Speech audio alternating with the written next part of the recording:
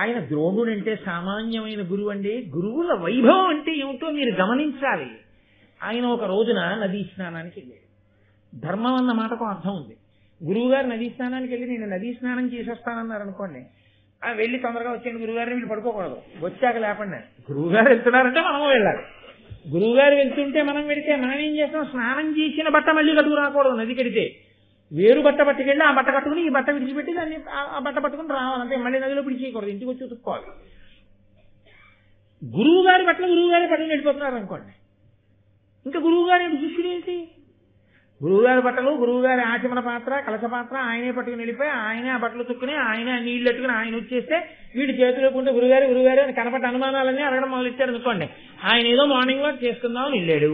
Morning walk చేసేవాడు మాట్లాడకూడదు కదా, ఆయన వచ్చేయాలి. అమ్మ బలిసి అడగ దొరికాడరా ఇక్కడే మనకని చెప్పి అప్పుడు నీకున్న అనుమానాలన్నీ అడగమన్నా భారతం మీద రామాయణం మీదను ఎక్కడ అడగాలో అక్కడ. ఆయన ఏదో కూరలు కొనుక్కుంటున్నాడు రైతు బజార్లో, ఏమంటే మొన్న చెప్పిన భారతంలో అని అప్పుడే మొదలెట్టడం. ఆయన ఏ పని మీద ఉన్నాడో దానికో స్థితి ఉంటుంది, దానికో సమయం ఉంటుంది, దానికో సందర్భం ఉంటుంది. ఆయన ఏమనుకుంటాడు? నా ప్రారంభం కొద్దీ చెప్పాను రా భారతం, ఇది ఎక్కడ కూడా అనుకోడు. కాబట్టి ఎక్కడ ఎలా తర్ఫీదు ఇవ్వాలో అలా ఇవ్వాలి ఆయన గురువు అంటే. అంతేకాని ధనుర్వేదం నేర్పిన వాడు అలా చెట్టు మీద బొమ్మని పెట్టి కొట్టేయండి అంటే కొట్టేస్తే మీరు అందరూ బాగా కొట్టేశారు అని వెళ్ళిపోమంటే ఎలా ధర్మం నిలబెడతాడండి అర్జునుడు? అందుకని ఆయన ఒక గొప్ప పరీక్ష పెట్టాడు. ఆయన స్నానానికి వెళ్ళాడు, వీళ్ళు స్నానానికి వెళ్ళారు. ఆయన అన్నాడు నేను ముందు స్నానం చేసేస్తాను అని. ఆయన అనక్కర్లేదు, వాళ్లే అనాలి. ఎందుకంటే గురువు గారు స్నానం చేసిన తర్వాత పవిత్రమైన నీళ్లలో శిష్యులు చేయాలి కదా. గురువు గారు అంటేనే పవిత్రమని గుర్తు. కాబట్టి గురువు గారు ముందు స్నానం చేయాలి. కాబట్టి గురువు గారు స్నానానికి దిగి ఆయన స్నానం చేస్తున్నాడు. ఉరే నా కాలు మొసలు పట్టేసింది రా అని పెద్ద కేకేశాడు. అని ఉరే రక్షించండి రా అన్నాడు. మొసలు పడితే నీళ్లలోకి లాగేదండి. మొసలి పట్టుకుంటే చెట్టు మీద పిట్ట కూర్చున్నట్టు కనపడుతూ కాలుని అందరికీ కనపడేటట్టుగా గురువుగారి కాలు పట్టుకుని కరకరాల వలుతూ తింటుందేంటి? గురువుగారి కాలు నీళ్లలో ఉంది, మొసలి నీళ్లలో ఉంటుంది. నీళ్లలో ఉన్న మొసలి గురువుగారి కాలు కొరుకుతోంది. గురువుగారు మొసలి ఎక్కడుంది కరెక్ట్ గా వేలెత్తి చూపించండి వేస్తాను మానం అంటే చెయ్యి పట్టుకుంటుంది. ఇప్పుడు గురువుగారి కాలు పైన ఎక్కడుందో చూసుకుని బహుశా పాదం ఇక్కడ ఉంటుంది, నోరు ఇలా పట్టి ఉండుంటుంది, దాని మర్మావయం ఇక్కడ ఉండుంటుంది. ఒక్క బాణం కంఠం మీద తగలగానే గురువుగారి కాలు వదిలేయాలి. అంతేగాని ఎక్కడుందో అలా నీళ్లలోకి ఉండండి బాగా దొరకనివ్వండి చూస్తూ కూర్చుంటే ఇలాగ కాలు ఆయన కూడా విడిపోతాడు. కానీ అందులో పట్టుకున్నది కాలు ఈడి చేయదు. సూక్ష్మ బుద్ధితో గ్రహించి బాణం వేయాలి. అంతేకాని అది గురి చూడడంలో గురువుగారి కాలొక్కటో చూసి తొందరపడి వేయించాడు అనుకోండి, ఉన్న దీనికి తోడు ఈ బాణం ఒత్తిళ్లు గుచ్చుకుంటుంది ఆయన కాలుకి. నిజంగా ద్రోణుడికి చాలా కష్టమైనటువంటి వ్యవహారమే. ఎందుకంటే ఎవడో దుందుడుకుగా శిష్యుడు బాణం వేశాడనుకోండి ఆ కాలు పోతుంది. అయినా బాణం పెట్టాడు ఆయన. ఎందుకు నమ్మకం? వెయ్యగలడు నా శిష్యుడు అర్జునుడు. ఎంత కాపాడగలడో, ఆర్తితో ఉన్న వాళ్ళని రక్షించగలడు, ఆ నిపుణత ఉన్నది, అలా వెయ్యగలడు బాణం చూస్తున్నాడు. కాబట్టి దానిన్నేరక అందరున్ వివశలైతారున్న అన్నీరిలో కానంగాని శరీరముంగల మహోగ్రగ్రాహమున్ గోత్రభిక్షూనుండేను శరీరం శరంబులన్ విపుల తేజుండేసి శక్తిన్ మహాసేన ప్రఖ్యుడు ద్రోణు జంగ విడిపించన్ విక్రమం గొప్పగన్. మిగిలిన వాళ్ళందరూ రక్షించండి అంటే గబగబా వెళ్ళిలా చూసి పట్టుకున్న మొసలు కనపట్టలేదు, వేసేద్దాం కానీ బాణం. నీళ్లలో ఉంది మొసలి. ఎక్కడుంది మొసలి? కనపడితే కదా మనం బాణం వేయడానికి. చెట్టు మీద పెట్ట నేర్పారు గురువు గారు. పట్టుకున్నది అలా పెట్టే ఏదైనా పట్టుకుంటే పడతాం, మొసలి పట్టుకుంటే ఏం పడతాం? పోనీ మనము దిగుదామంటే మనం పట్టుకుంటే ఎవడో దిగడవు. మాకు మొసలి కనపట్టలేదు, బాణం వేయడు. అందరూ పైగా గురువు గారిని మొసలెట్టేస్తుందని భయపెడితే అందరూ పక్కన అటు వచ్చిపోయారు. అర్జునుడు మాత్రం వెంటనే వచ్చి గురువు గారి కాలు పట్టుకున్నప్పుడు పైకి ఉంటుంది కదండి తొడా మోకాలును, అవి ఎక్కడున్నాయి? నిలబడిన తీరు పట్టి గురువుగారి యొక్క పాదం ఎక్కడుంది? మొసలి నీటిలోంచి వచ్చి పట్టుకున్నప్పుడు గురువుగారి పాదం దగ్గర పిక్కని ఎక్కడ పట్టుకుని ఉంటుంది? పిక్కని పట్టి ఉంది కాబట్టి పాదానికి ఇంత దూరంలో మొసలి నోరు ఉంటుంది. పట్టుకుని ఉంది కాబట్టి కదలకుండా ఉంది. ఒక్క బాణం వేసి కొడితే అది వెంటనే బాధకి ఇంకొంచెం గట్టిగా పాదం పట్టుకుంటే గురువు గారికి ఆపద వస్తుంది. బాణం మీద బాణం, బాణం మీద బాణం, కన్ను తీసి కన్ను మూసే లోపల 5 బాణములను మర్మస్థానముల మీద కొట్టి నోరు తెరిచి అలా చచ్చిపోయి తేలిపెట్టి కొట్టేశాడు.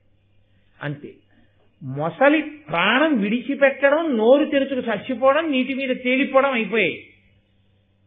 తనని రక్షించుకోలేని వాడు ఆ ద్రోణుడు.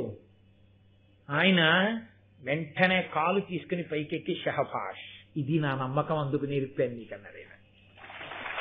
కాబట్టి మహానుభావుడైనటువంటి ద్రోణుడు అర్జునుడు ఎంతవరకు విలువిద్యకి నిలబడగలడు ఇంత పరీక్ష చేశాడు. ఇప్పుడు విలువిద్యకి నిలబడగలడు, ఆర్తితో ఉన్న వాళ్ళని కాపాడగలడు, ధర్మము తెలిసిన్నవాడు. చాలా తృప్తి పొందాడు. నేను అపాత్రుడికి ఇవ్వలేదు విద్య, నేను పాత్రునకే ఇచ్చాను. కానీ బ్రహ్మజ్ఞానము, ఆధ్యాత్మిక బోధ, ధనుర్వేదము వీటి మధ్య కొన్ని భేదములుంటాయి. ధనుర్వేదం అనేటటువంటిది సామాన్యమైన విషయం కాదు. మీతో నేను తరచుగా ప్రస్తావన చేస్తుంటాను. అవి మంత్రాధిష్టాన దేవతలు. శిష్యుడికి కూడా ఏదో ఒక ఆగ్నేయాస్త్రాన్ని, ఒక వాయవ్యాస్త్రాన్ని ఇవ్వడానికే ఎంతో పరిశీలనం చేస్తాడు. అటువంటిది బ్రహ్మాస్త్రాన్ని చేతిలో పెట్టాలి అంటే ఎంతో ఆలోచన చేసి శిష్యుని యొక్క యోగ్యతాయోగ్యతలను విచారణ చేస్తే తప్ప ఇవ్వకూడదు. ఎందుకు ఇవ్వకూడదు అని మీరు నన్ను అడగచ్చు. ధనుర్వేదం ఇచ్చేటప్పుడు ఒక విషయాన్ని చాలా జాగ్రత్తగా గమనించి ఉండాలి. అది శరీర బలానికి సంబంధించింది కాదు, అది మంత్రబలానికి సంబంధించింది. తీసుకొచ్చి మీరు ఎవరి పడితే వాళ్ళ చేతిలో అన్ని అస్త్రములను పెట్టేశారనుకోండి, పెడితే రేపొద్దున్న వాడు ఉద్ధతితో ప్రవర్తించేటటువంటి లక్షణం ఉన్నవాడు, లోకాన్నంతటినీ వశం చేసుకుందామనే ప్రయత్నంలో ఉన్నవాడు, లేదా దుర్మార్గమైనటువంటి గుణములు కలిగినటువంటి వాడు, సహనము లేనివాడు, ఎదుటివారి మీద బాణప్రయోగం చేసేటప్పుడు తప్పు ఎంత చేశాడు అన్నది చూసి దానికి అనుగుణంగా మాత్రమే శిక్ష వేయగలిగినటువంటి సమతౌల్యమును పాటించగలిగిన నేర్పరితనము లోపల లేనివాడు, ఇటువంటి వాడికి పట్టుకెళ్ళి మీరు ఎటువంటి అస్త్రం పడితే అటువంటి అస్త్రాన్ని ఉపదేశం చేసేశారనుకోండి, చాలా ప్రమాదం వస్తుంది లోకంలో. కాబట్టి ధనుర్వేదాన్ని ఉపదేశం చేసేటప్పుడు గురువు గారు శిష్యుని యొక్క శీలాన్ని కూడా దృష్టిలో పెట్టుకోవాల్సి ఉంటుంది. అందుకే అందరికన్నా ఎవరిని బాగా నిపుణుణ్ణి చెయ్యాలి అంటే, అందరికన్నా ఎవరు సౌశీల్యం ఉన్నవాడో, అందరికన్నా ఎవడు ఎప్పుడూ ధర్మం వైపు మాత్రమే నిలబడతాడో, ఎవరికి ఎప్పుడూ అధర్మమునందు కించిత్ కూడా అనురక్తి ఉండదో అటువంటి వాణ్ణి అందరికన్నా ఎక్కువ అస్త్ర విద్య ఇచ్చి తయారు చేయాలి తప్ప ఇతన్ని మాత్రమే నేను అందరికన్నా అధికుణ్ణి చేస్తాను అని అనడం వెనక గురువు గారికి ప్రత్యేకమైనటువంటి రాగమో ప్రత్యేకమైనటువంటి ఆకర్షణ ఉండి కాదు అని మీరు గుర్తిరగవలసి ఉంటారు. ద్రోణాచార్యుల వారికి అర్జునుడంటే చాలా అభిమానం అండి, అందుకని అర్జునుణ్ణి నిన్ను ప్రపంచంలో నీతో సమానమైన విలుకాడు లేనటువంటి స్థితి నీకు కల్పిస్తానని అన్నాడు అని ఆ వాక్యానికి అర్థం కేవలం అంతేగా చెప్పకూడదు. అర్జునుడికి అంత శక్తినిస్తానని ఎందుకన్నాడు అంటే అది దేవతల యొక్క ప్రచోదనం. ధర్మరాజు గారు ముందు పుట్టేటట్టుగా చూసి పాండురాజు గారు ఇంద్రుడి గురించి తపస్సు చేసి నాకు త్రిలోకములను గెలవగలిగినటువంటి వాడు కొడుకుగా కావాలి అని అడిగి ఏడాది పాటు కుంతి చేత వ్రతం చేయించి ధార్మికమైన సంతానంగా ఇంద్రుని యొక్క అంశలో అర్జునుడికి అన్నాడు. ముందు ధర్మాన్ని పెట్టినప్పుడే పాండురాజు గారి యొక్క హృదయం 3 లోకములని గెలవగలిగిన వాడు అంటే ఏదో ఆషామాషిగా కనపడ్డ వాళ్ళందరి మీదకి యుద్ధానికి రావణాసురుల్లా వెళ్ళిపోయేటటువంటి మనస్తత్వం ఉన్నవాడు అని కాదు. అది నిగ్రహము కలిగినటువంటి వాడై ఎదుటివారిని నిగ్రహించేటప్పుడు ఆ నిగ్రహించవలసినటువంటి అవసరం ధర్మం కొరకు మాత్రమే చేయవలసి ఉంటుంది తప్ప తన వ్యక్తిగత స్వార్థంతో అన్నిటినీ తానాక్రమించాలనేటటువంటి ఉద్దేశ్యంతో ఈ అస్త్ర సంపదని వాడేవాడు కానివాడై ఉండాలి. ఇన్ని తన దగ్గరున్నా అకస్మాత్తుగా ప్రారంభమే ఇంత పెద్ద పెద్ద అస్త్రాలు వేసేవాడు కానివాడై ఉండాలి. ధనుర్వేదంతో పాటు ధర్మముల గురించి బాగా తెలిసిన్నవాడై ఉండాలి. ఆ ధర్మములు తెలుసుకున్న దాన్ని లోకమునందు స్థాపించడానికి వీలైనటువంటి పరిపాలన చెయ్యడానికి కావలసిన యోగ్యత లేని వాడికి ఇంత శక్తిని పట్టుకెళ్ళి అప్పచెప్తే వాడు రేపు పొద్దున పరిపాలకుడుగా కూర్చొని వాడికి అనవసరం అవన్నీ. కాబట్టి చాలా దూరం ఆలోచించి యోగ్యతాయోగ్యతలను విచారణ చేసి ఇవ్వవలసి ఉంటుంది. అర్జునుడికి ఇచ్చాడు. ఆయన అర్జునుడు ఎప్పుడైనా రాజు అయ్యాడా? నా చేతిలో ఇంత విలువిద్య ఉంది అని అన్నగారినే చంపించి తాను రాజ్యాన్ని ఆక్రమించాడా? ఎన్నడు అర్జునుడికి అసలు మనసులో అటువంటి సంకల్పం ఎన్నడూ కలగదు.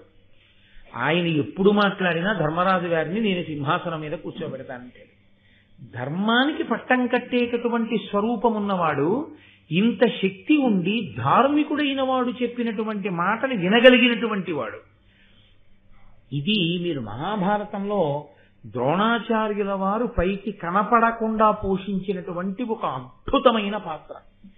ద్రోణాచార్యుల వారు కానీ ఎక్కడైనా పొరపాటు చేసి ఉంటే, యోగ్యతాయోగ్యతలను విచారణ చెయ్యకుండా అస్త్ర సంపదని వ్యక్తిగత రాగద్వేషములను అనుసరించి ఇచ్చి ఉంటే మహాభారతము యొక్క స్వరూపమే వేరుగా ఉంది. ఎందుచేత అంటే అప్పుడు ఆ వ్యక్తిని నిగ్రహించడం చాలా కష్టం. అంత ధనుర్వేదం ఆయన చేతిలోకి వెళ్ళిపోయిన తర్వాత అతన్ని ఓడించడం, అతన్ని నిలబెట్టడం ఎవరికి సాధ్యం కాదు. ఇంత ధర్మాత్ములైన పాండవులు కూడా ఒక దుర్మార్గుడి చేతిలోకి వెళ్ళి పడిపోయింది అనుకోండి, ధనుర్వేదం అంతా ద్రోణాచార్యుల వారి దగ్గర ఉన్న శక్తి అంతా వెళ్ళి పడిపోయింది అనుకోండి, పడిపోతే అప్పుడు ద్రోణాచార్యుల వారికి కూడా ఇబ్బంది వస్తుంది వాడిని నిగ్రహించడం. అందుకని ఎప్పుడూ అసలు మనసు అధర్మం వైపుకి తొట్టుపడనటువంటి వ్యక్తి ఎవరుంటాడో అటువంటి వ్యక్తికే ఇవన్నీ అప్పచెప్పాలి. ఇందులో రాగద్వేషములకు ఎంత అతీతంగా ప్రవర్తించవలసి ఉంటుందంటే, కన్న కొడుకైనా సరే ప్రతిరోజు అడిగినా సరే, నాన్నగారండి నాకు ఫలానాది ఇవ్వండి అని అడుగుతున్నా సరే ఇవ్వని వాడై ఉండాలి. నేను ఇవ్వను. ఎందుకు ఇవ్వకుండా ఉండాలి? అసలు మీరు జాగ్రత్తగా ఆలోచించండి. అశ్వత్థామకి ఇవ్వాలా, అర్జునుడికి ఇవ్వాలా? రాగద్వేషములన్న మాటని మీరు ఆలోచిస్తే ద్రోణాచార్యుడు వారి యందు కొడుకు కన్నా ఎవరు ఉండరు కదండి. పక్షపాతం అన్నది దృష్టిలో పెట్టుకోవాలంటే, నా అంత గొప్పవాణ్ణి చెయ్యాలి అని అనుకున్నాడు అనుకోండి, ఒక్కొక్క అస్త్రం యొక్క మంత్రాన్ని ఉపదేశం చేసేస్తే చాలు, మొత్తం అశ్వత్థామ చేతిలోకి వెళ్ళిపోతుంది. అశ్వత్థామ చేతిలోకి కానీ ద్రోణాచార్యుల వారి దగ్గర ఉన్న అస్త్ర విద్య అంతా వెళ్ళిపోయి ఉంటే ఎంత ప్రమాదం సంభవించి ఉండేది. ఆఖరణ ఉప పాండవులందరి గొంతుకులు నిద్రలో ఉండగా కోసేసిన వాడు, దృష్టద్యుమ్నుడి యొక్క శిరస్సుని కాలితో తన్ని నిద్దట్లో ఉన్నవాడిని చంపేసినవాడు, అంతటి విచక్షణారహితమైనటువంటి పనులు చేసేటటువంటి ఉద్రేక స్వరూపం ఉన్నవాడు, దుర్యోధనుడి పంచన చేరేవాడు, ఇటువంటి వాడు కాబట్టి నా కొడుకైనా సరే అస్త్ర సంపద వాడి దగ్గర ఉండడానికి వీల్లేదు, ధర్మం వైపుకి నిలబడలేడు. స్వభావమునందు దోషం ఉంది. స్వభావమునందు దోషమున్న వాడికి విద్యంతా ఇచ్చేస్తే నా వరకు బాగుండొచ్చు నా కొడుక్కి ఇచ్చానని, కానీ రేపు లోకములన్నీ ఉపద్రవానికి ఎడతాయి. నా ఒక్కడి స్వార్థం కోసం లోకము నశించకూడదు. ఎవడు ధర్మమును నిలబెడతాడో వాడికిస్తాను తప్ప, అధర్మ స్పర్శ కించిత్తున్నా యుక్తాయుక్త విచక్షణ లేకపోయినా అటువంటి వాణ్ణి అర్జునుడి కన్నా పెద్దవాడిగా తయారు చెయ్యను అన్నంలో అర్థం ఏమిటంటే, ఆయన ఇవ్వడు. ఏది అద్భుతమైన అస్త్రమో, ఏది ప్రళయమునే సృష్టించగలదో దాన్ని ఉపదేశం చేయడు ఆయన. ద్రోణాచార్యుల వారి దగ్గర బలవంతంగా ఉపదేశం తీసుకోవడం కుదరదు. ఆయన దగ్గర ఉంది అస్త్ర విద్య, అది సామాన్యమైన విద్య కాదు. ఆయన అనుగ్రహించి ఉపదేశం చేయాలి. ఉపదేశం చేశాడా శిష్యుణ్ణి భరించగలడు. ఆయన ఉపదేశించలేదా అవతలవాడు పొందలేడు.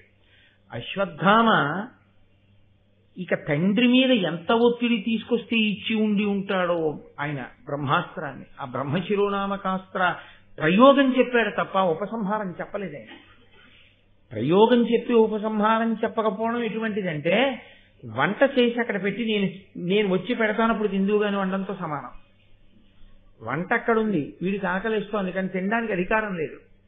ఒక అస్త్రాన్ని ప్రయోగించడం వచ్చి ఉపసంహారం చెప్పలేదు అంటే దాని అర్థం ఏంటంటే, నీకు ఉపసంహారం లేదు రాదు కాబట్టి ఆ అస్త్రాన్ని వేస్తే ప్రళయం వచ్చేస్తుంది, కాబట్టి అసలు నువ్వు వేయడానికి లేదు. ఆయన ఉపసంహారం చెప్పలేదంటే అశ్వత్థామక ఆ అస్త్ర ప్రయోగమునందు అధికారము లేదు ఆయన చెప్పలేదు. అర్జునుడికి చెప్పాడు. ప్రయోగ ఉపసంహారములను రెండింటినీ అర్జునుడికి చెప్పాడు. అందుకే అశ్వత్థామ ప్రమాదం తీసుకొస్తే అర్జునుడు ఆ ప్రమాదాన్ని గట్టెక్కించాడు, ఉపసంహారం చేశాడు. కృష్ణుడు చెప్తే చిట్ట చివరు ఉపపాండవ సంహారం జరిగినప్పుడు. కాబట్టి ద్రోణాచార్యుల వారి యొక్క శీలాన్ని, ద్రోణాచార్యుల వారి యొక్క స్వభావాన్ని అంచనా వెయ్యకుండా మాట్లాడకూడదు. కర్ణుడు దుర్యోధనుడి పక్షంలో నిలబడుతున్నాడన్న విషయం ద్రోణాచార్యుల వారికి స్పష్టంగా తెలుసు. కర్ణుని యొక్క స్వభావం ఎటువంటిదో ద్రోణాచార్యుల వారికి స్పష్టంగా తెలుసు. ఒక గురుస్థానంలో కూర్చున్న వ్యక్తి మొట్టమొదట గమనించగలిగే విషయం ఏమిటో తెలుసా అండి? తెలుసుకుని ఉండవలసిన విషయం స్వభావమును ఖచ్చితంగా అంచనా వేయాలి. స్వభావము దిద్దుకోలేడు, ఇతని స్వభావం ఇంతే, దీని నుండి బయటికి రాలేడు.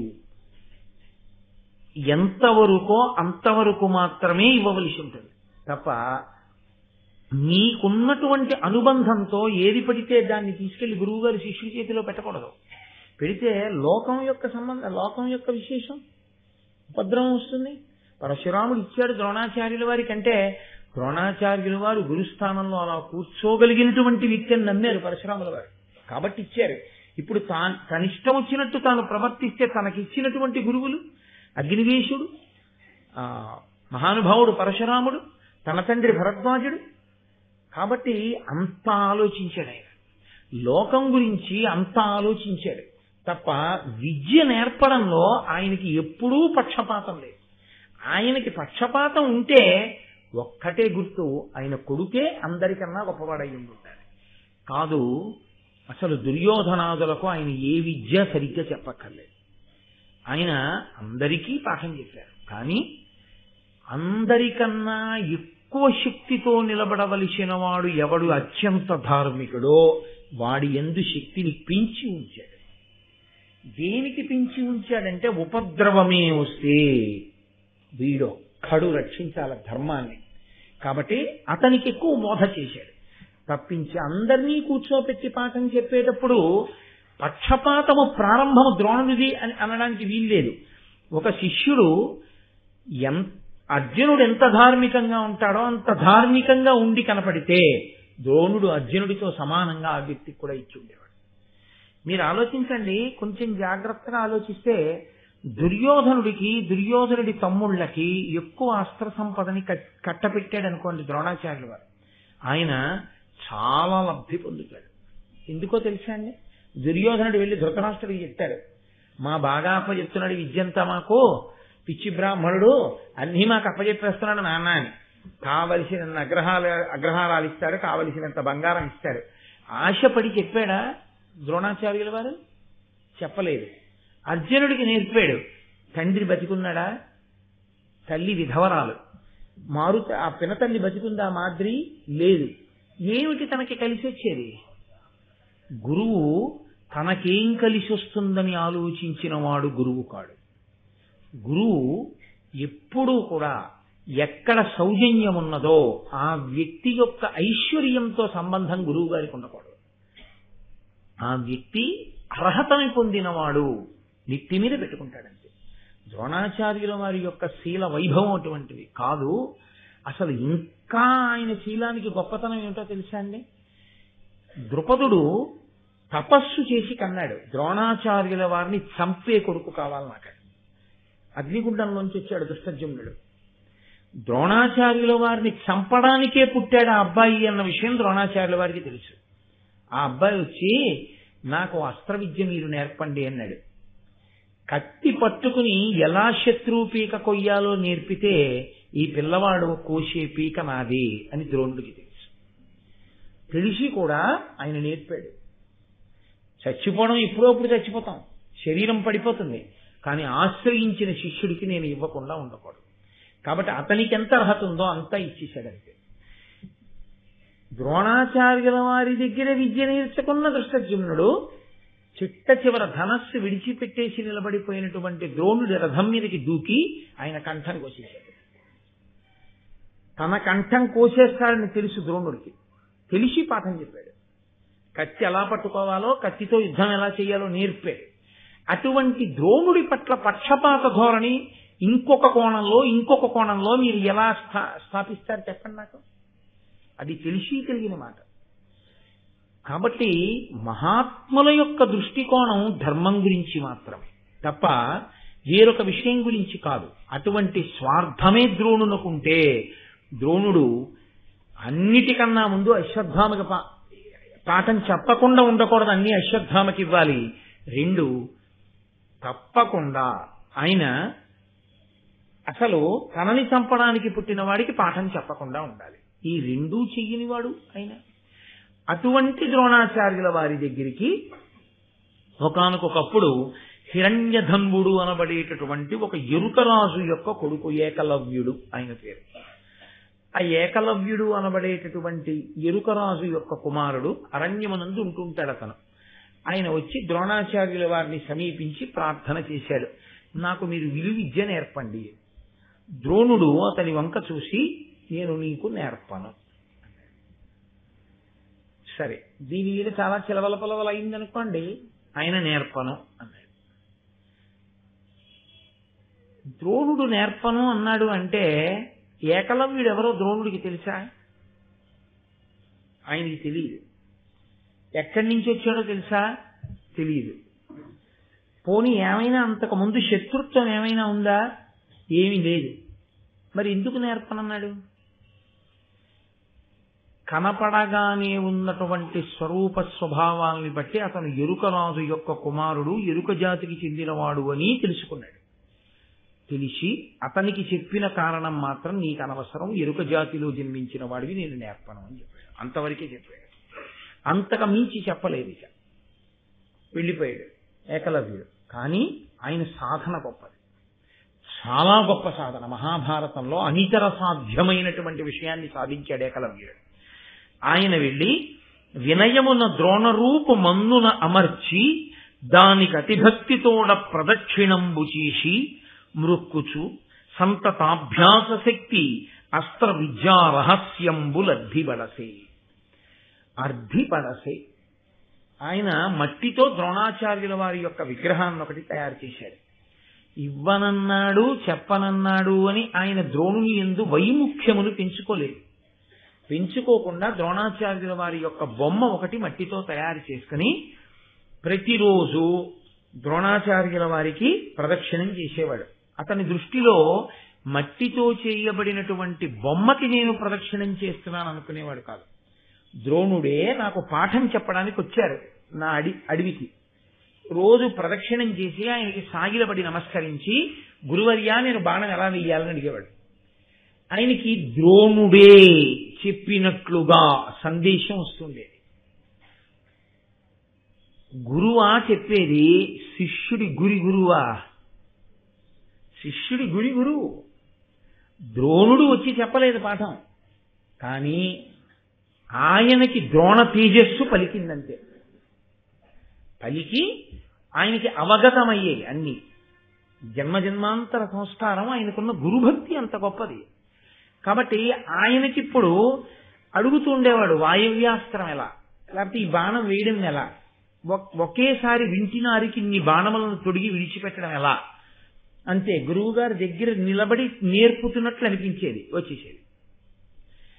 వచ్చేస్తే అతను చాలా గొప్ప అస్త్ర విద్యా రహస్యంబులర్ధిబడసి, అస్త్రముల యొక్క విద్యా రహస్యములన్నింటినీ పొందాడు.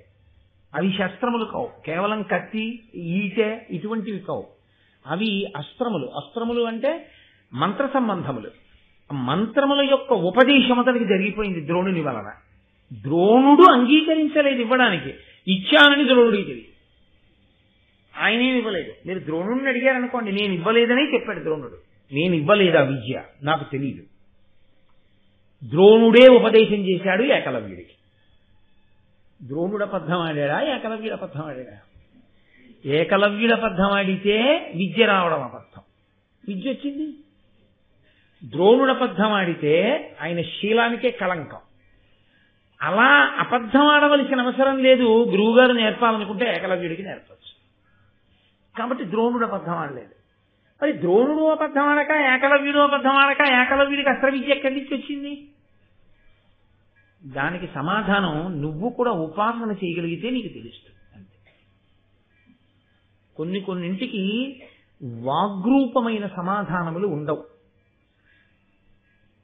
గురువుగారు అనేటటువంటి నిశ్చలమైన భక్తితో మీరు గురుస్వరూపం యొక్క పాదములను గట్టిగా పట్టుకుని నిలబడగలిగితే, గురువు అనగా ఎవరు? అంధకారమును పోగొట్టేవాడు. అంధకారమును పోగొట్టగలిగినటువంటి రాశీభూతమైన ఈశ్వర తేజస్సే గురువు గారు. కాబట్టి ఇప్పుడు మీరు ఒక గురువు యందు పెట్టుకున్న గురి ఈశ్వర స్వరూపంగా మీకు ఆ గురువు రూపంలో పలికేటట్టు చేస్తుందంతే. కాబట్టి ఇప్పుడు ఏకలవ్యుడికి ద్రోణుని యొక్క విగ్రహం మాట్లాడింది. ద్రోణుడే మాట్లాడాడనుకున్నాడు, అన్నీ తెలిసేసుకున్నాడు. తెలుసుకున్న తరువాత ఒక గమ్మత్తు జరిగింది. ఇది ద్రోణుడికి తెలియదు, ఏకలవ్యుడికి తెలుసు. నేను ద్రోణుడి విగ్రహం పెట్టుకుని నేర్చేసుకుంటున్నానన్న విషయం, కానీ ఆయనకి విగ్రహం అనుకోవట్లేదు, గురువు గారు నాకు చెప్తున్నారు అనుకున్నాడు. కొన్నాళ్ళు అయిన తర్వాత పాండవులు కౌరవులు కలిసి వేట నిమిత్తం అరణ్యంలోకి వెళ్లారు. ఒకటి, క్రూర మృగములను చంపవచ్చు. 2, పరిగెత్తుకుంటూ వెళ్ళిపోతున్నటువంటి ప్రాణి మీద ప్రాణం వేసి గురి చూసి కొట్టడం. ఒకటి, గురి యందు నైపుణ్యత తెలుస్తుంది. అందుకని ద్రోణాచార్యుల వారు అంగీకరించారు వేటకెళ్ళడానికి. గురువు గారి అనుమతితో వాళ్ళు వేటకొచ్చారు. వేటకొచ్చినప్పుడు అదో విచిత్రమైనటువంటి లక్షణం. వేట యందు క్రౌర్యం ఉంటుందండి.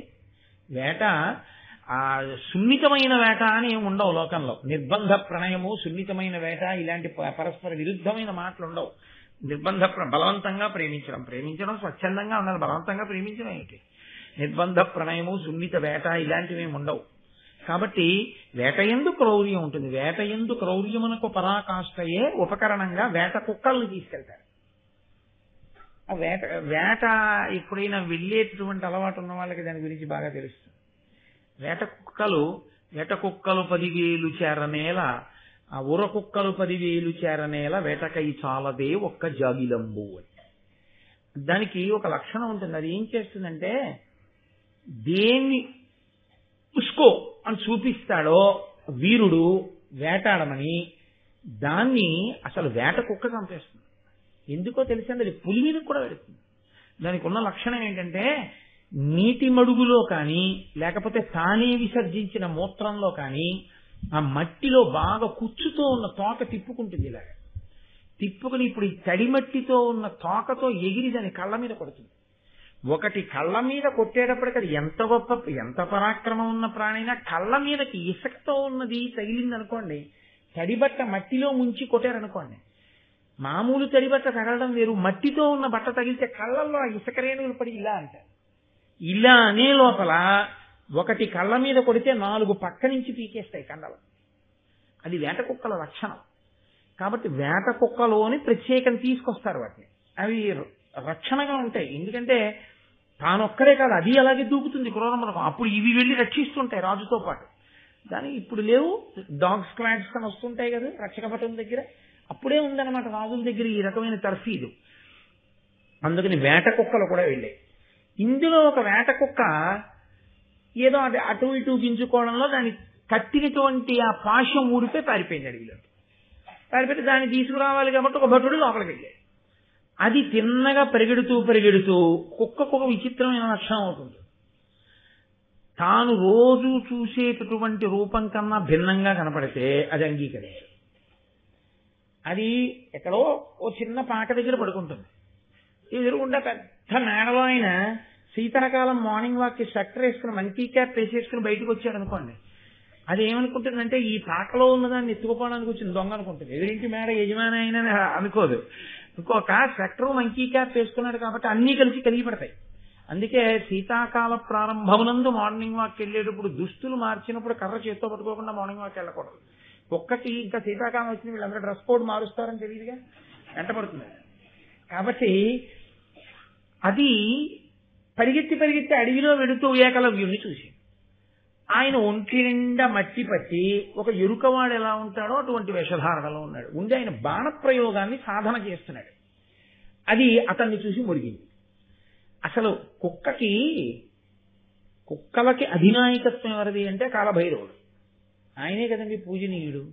ఆ కాలభైరవుడికి పేరు ఎందుకు వచ్చిందో తెలుసా? ఆయన కాల శబ్దం పక్కన పెట్టండి కాసేపు, భైరవుడు భైరవుడు అని ఎందుకంటారంటే కుక్కని, రవ అంటే శబ్దం, భై అంటే ఆ శబ్దం, అది మనం భౌ అంటుంటాం, అది భై భై అని అరుస్తుంది కాబట్టి భై రవ, భై అనేటటువంటి శబ్దం చేస్తుంది కాబట్టి ఆ ప్రాణికి భైరవ కుక్క అని పేరు. కాబట్టి అది ఇప్పుడు భై అంది, భై అనేటప్పుడు నోరు తెరుచుకుంటుంది కదా. ఆయనకి ఎంత కోపం వచ్చిందంటే నన్ను చూసి కుక్క మొరగడమా అని ఉత్తర క్షణంలో దాని నోట్లోకి 7 బాణాలు కొట్టాడు. ఎలా కొట్టాడంటే ఇలా వెళ్ళి గుచ్చుకోలేదు, ఇలా వెళ్ళి ఇలా, ఇలా వచ్చి ఇలా. ఆ కుక్క దవడలిహ మూసుకోవడానికి వీల్లేదు కాబట్టి అది ఉండిపోయింది. కాబట్టి ఇంకోసారి అది మూసి తెలిస్తే గాని భై అనలేదు కదండి. నన్ను చూసి భై అంటావా అని కొట్టాడు. 7 బాణములు వేశాడు. అర్జునుడు 5 వేస్తాడు. అర్జునుడు నోరు తెరిచిన ప్రాణి తెరవకుండా కొట్టాలంటే 5 వేయగలడు. ఆయన 7 వేశాడు. 7 వేస్తే ఆ కుక్క పారిపోయాడు, భయపడి. భటుడు పారిపోయాడు. అది ఎవరు చూడాలో వాళ్ళే చూశారు. వాళ్ళు అన్నారు, ఇప్పుడు ఎవరికి ఉండే పాండిత్యం వాళ్ళది కదండి. మీరు చూడండి, సాధారణంగాను కారు ఎక్కి వెళ్ళిపోతున్నారు అనుకోండి, మన గొడవలో మనం ఉంటాం, డ్రైవర్ అంటాడు డోర్ పడలేదండి అంటే, అది మనం గమనించాం. అతను డోరు పడలేదండి అంటాడంతే, అతను గమనించలేదు అనుకోండి, సరే తర్వాత ఇంటెన్సివ్ కేర్ యూనిట్. కాబట్టి ఎవరికి ఉండే ప్రజ్ఞ వాళ్ళకు ఉంటుంది, వాళ్ళు వెంటనే పసిగడతారు. ఎవరి సునిశ్చిత పరిజ్ఞానం వాళ్ళది. కాబట్టి 7 బాణములను ఇలా కుక్క నోట్లోకి ఎవరు వేశాడు అని తెల్లపోయాడు. తెల్లపోయి అర్జునుడు అడిగాడు, ఎవరు వేశాడు ఈ బాణాలని. ఏకలవ్యుడని ఎవరో ఒక ఎరుకల వాడు ఉన్నాడండి, బాణ సాధన చేస్తున్నాడు. కుక్కొక్క మాట భై అంది, 7 బాణములు కొట్టాడు నోట్లోను. నేను కూడా అడిగిపోయి పారిపోయిచ్చాను. అర్జునుడు చింతాక్రాంతుడైపోయాడు. ఎందుచేత అంటే అతనికి దాన్ని బట్టి తెలిసిపోయింది, తనకన్నా గొప్ప విలుకాడున్నాడు లోకంలో. ద్రోణాచార్యుల వారు తనకి ప్రమాణం చేశాడు తనని విలుకాడిని చేస్తానని, కానీ తనకన్నా గొప్ప విలుకాడొకడు లోకంలో ఉన్నాడు. అంత గొప్ప విలుకాడు తయారు కావాలంటే ద్రోణుడు గురువు కాకుండా అయ్యే అవకాశం లేదు. ఎందుకంటే ద్రోణుడి కన్నా గొప్ప గురువు లేడు ఇక ధనుర్వేదం చెప్పడానికి.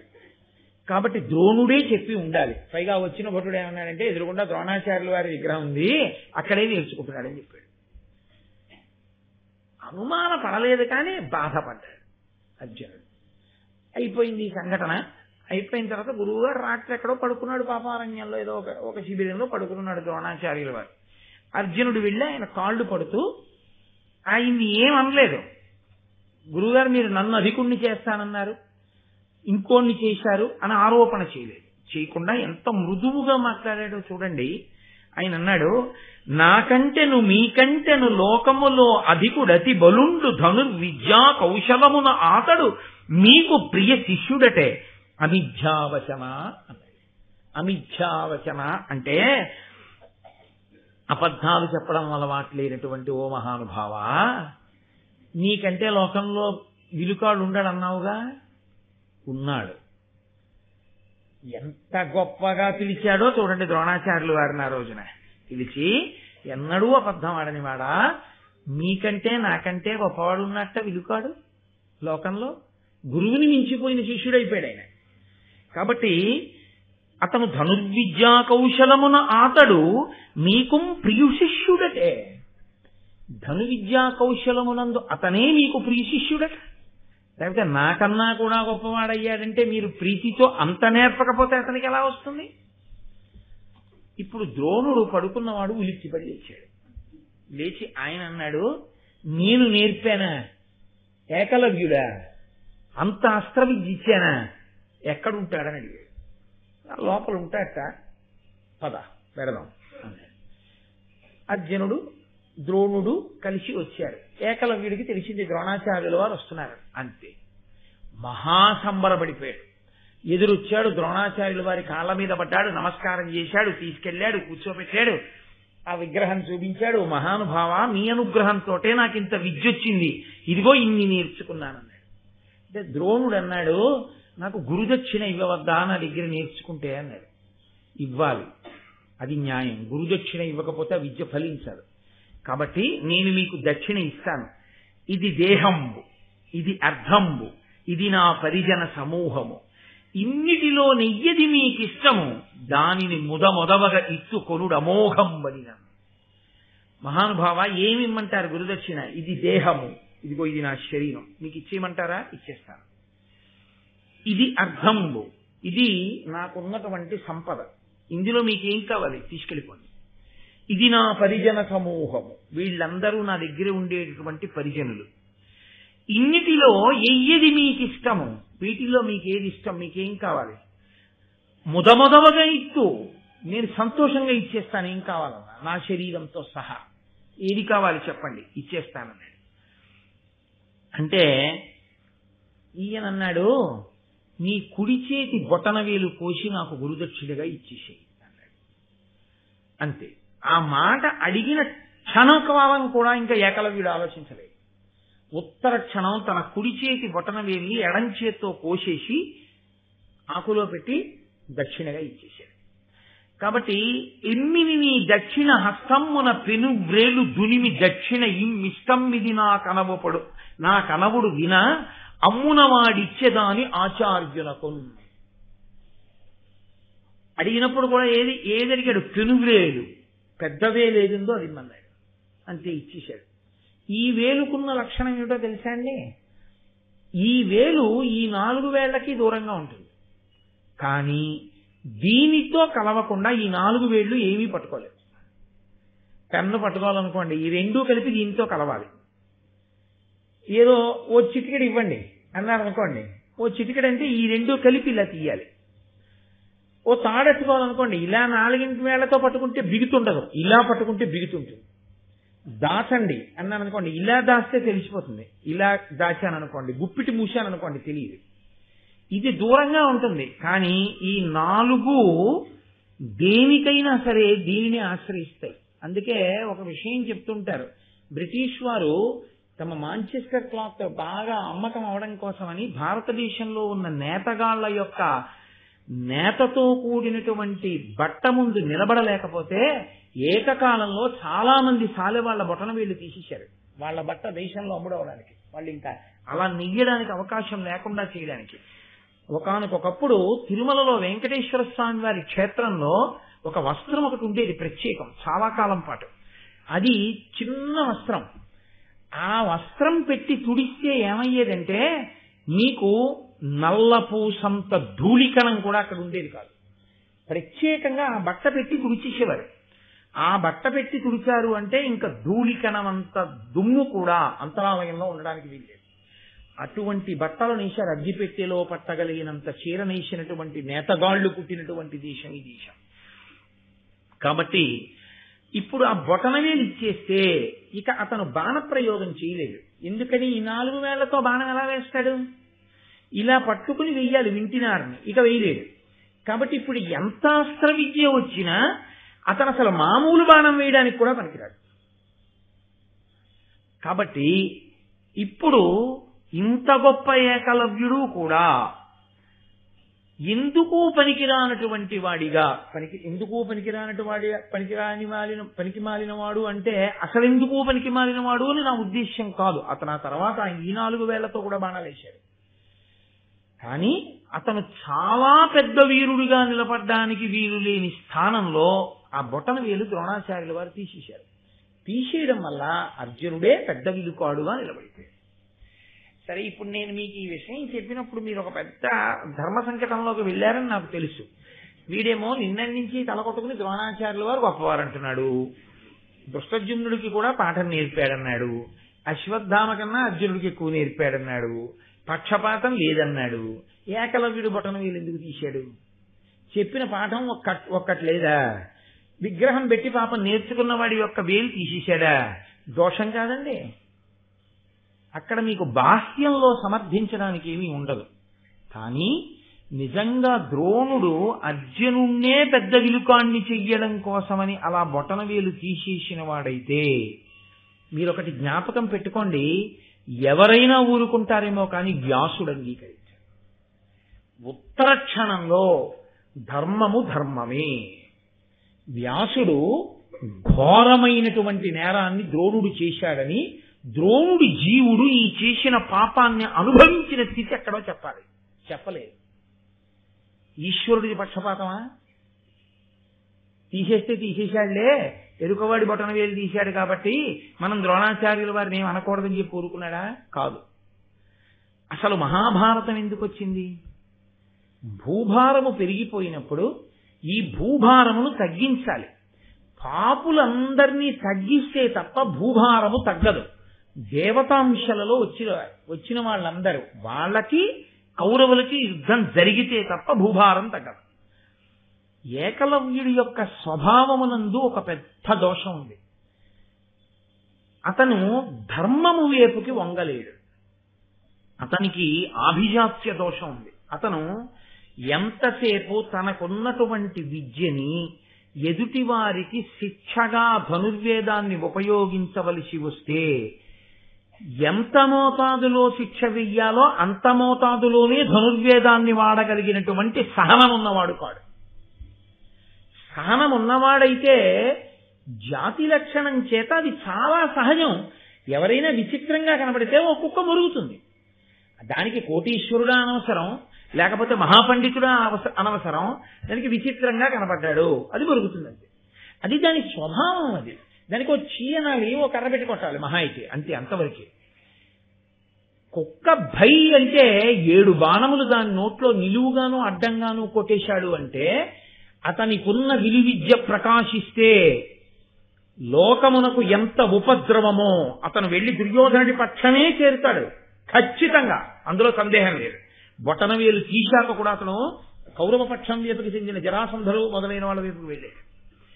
కాబట్టి ఉత్తరోత్తర ధర్మానికి వ్యతిరేకంగా నిలబడే వాళ్ల వైపుకి కర్ణుడితో పాటు ఏకలవ్యుడు కూడా చేరిపోతే ధర్మ సంస్థాపన కష్టం. కాబట్టి తేలికగా గురుదక్షిణ రూపంలో బొటనవేలు తీస్తే తప్ప ఒక వ్యక్తికి అన్యాయం జరిగినా ఒక సమాజమునకు ప్రయోజనం జరగాలి, దేశంలో ధర్మం నిలబడాలి. ఆ ధర్మ నిరతి కొరకు ఒక వ్యక్తికి అన్యాయం జరిగిన గురుదక్షిణ రూపంలో తాను తీసుకుని ఏకలవ్యుని యందు విద్య సమాజమునందు ప్రమాదకారిగా పరిణమించకుండా ద్రోణుడు అడ్డుపడ్డాడు. ఈ అడ్డుపడ్డం ఏకలవ్యుడి విషయంలోనే కాదు, అశ్వత్థామకు కూడా అడ్డుపడ్డాడు. కాబట్టి ఇందులో ద్రోణుడికి వ్యతిరేకంగా తీర్పు చెప్పడానికి ఏమీ లేదు. సహృదయతతో ఆలోచించినప్పుడు ద్రోణుడికి పుష్పహారం వెయ్యవలసిందే. కాబట్టి అలా ఏకలవ్యుడి దగ్గర బొటనవేలు తీసుకుని ఆ ధర్మము ఎంతకాలము నిలబడుతుందో మీరు చూడండి. అధిక్షేపించి అర్జునుడు మాట్లాడచ్చు, కంటి ముందు సాక్ష్యం కనబడింది ఏకలవ్యుడి విషయం. అంత మర్యాదగా గురువు గారితో మీకంటే నాకంటే వీరుడొకడు కనపడుతున్నట్ట, అతను మీకు చాలా వాత్సల్యపూరితమైన శిష్యుట, మాట తప్పని గురువు గారు అన్నది విషయం తప్ప ఒక్క వాక్కు గురువు గారిని అధిక్షేపిస్తూ తొందరపడిపోయి ఏదో సాక్ష్యాలు ప్రవేశపెట్టి గురునింద చేసి అర్జునుడు మాట్లాడలేదు. ఆయనకి గురువు గారి మీద ఉన్నటువంటి భక్తి అటువంటిది, ఆయనకున్న ధర్మ నిరతి అటువంటిది. ఆ ధర్మ నిరతి కట్టకడపటి వరకు అలాగే కట్టుబడిపోయాడు అర్జునుడు ద్రోణుడి విషయంలో. ఆ గురుభక్తి అయితేనేమిటి, పితృభక్తి అయితేనేమిటి, పెద్దల పట్ల భక్తి అయితేనేమిటి, అన్నగారి మీద భక్తి అయితేనేమిటి, దేనికైనా అంతే. ఒక్కసారి ద్రౌపదీదేవితో కలిసి ఉన్నటువంటి ధర్మరాజుని చూసినందుకు తీర్థయాత్ర చేశాడు వ్యాసుడు పెట్టిన నియమానికి. అంతటి ధార్మికుడు అర్జునుడు. అంతటి ధార్మికుడైన వాడి చేతిలో ఇంత గొప్ప శక్తి ఉండి అతని కన్నా గొప్పవాడు లేకపోతే అతను ధర్మాన్ని కాపాడగలడు. అంతకన్నా గొప్పవాడు ఉండి వాడు అధర్మ పక్షపాతి అయితే అప్పుడు అర్జునుడు ధర్మపక్షపాతి అయినా ఆయన కూడా ధర్మాన్ని నిలబెట్టలేని స్థితి వస్తుంది. కాబట్టి ద్రోణుడి యొక్క తీర్పు ధర్మము కొరకు మాత్రమే తప్ప అన్యము ఆయన యొక్క ఉద్దేశ్యము కాదు. కాబట్టి ఈ ఘట్టము జరిగిపోయిన తరువాత భూపనందనులి విధంబున భూరి శస్త్ర మహాస్త్ర విద్యోపదేశ పరిగ్రహ స్థితినున్న అందరయందు విద్యోపదేశము తుల్యమైనను ఉత్తమోత్తముడయ్యే విద్యా పరిశ్రమ కౌశలంబున దండితారి నరుండిలన్.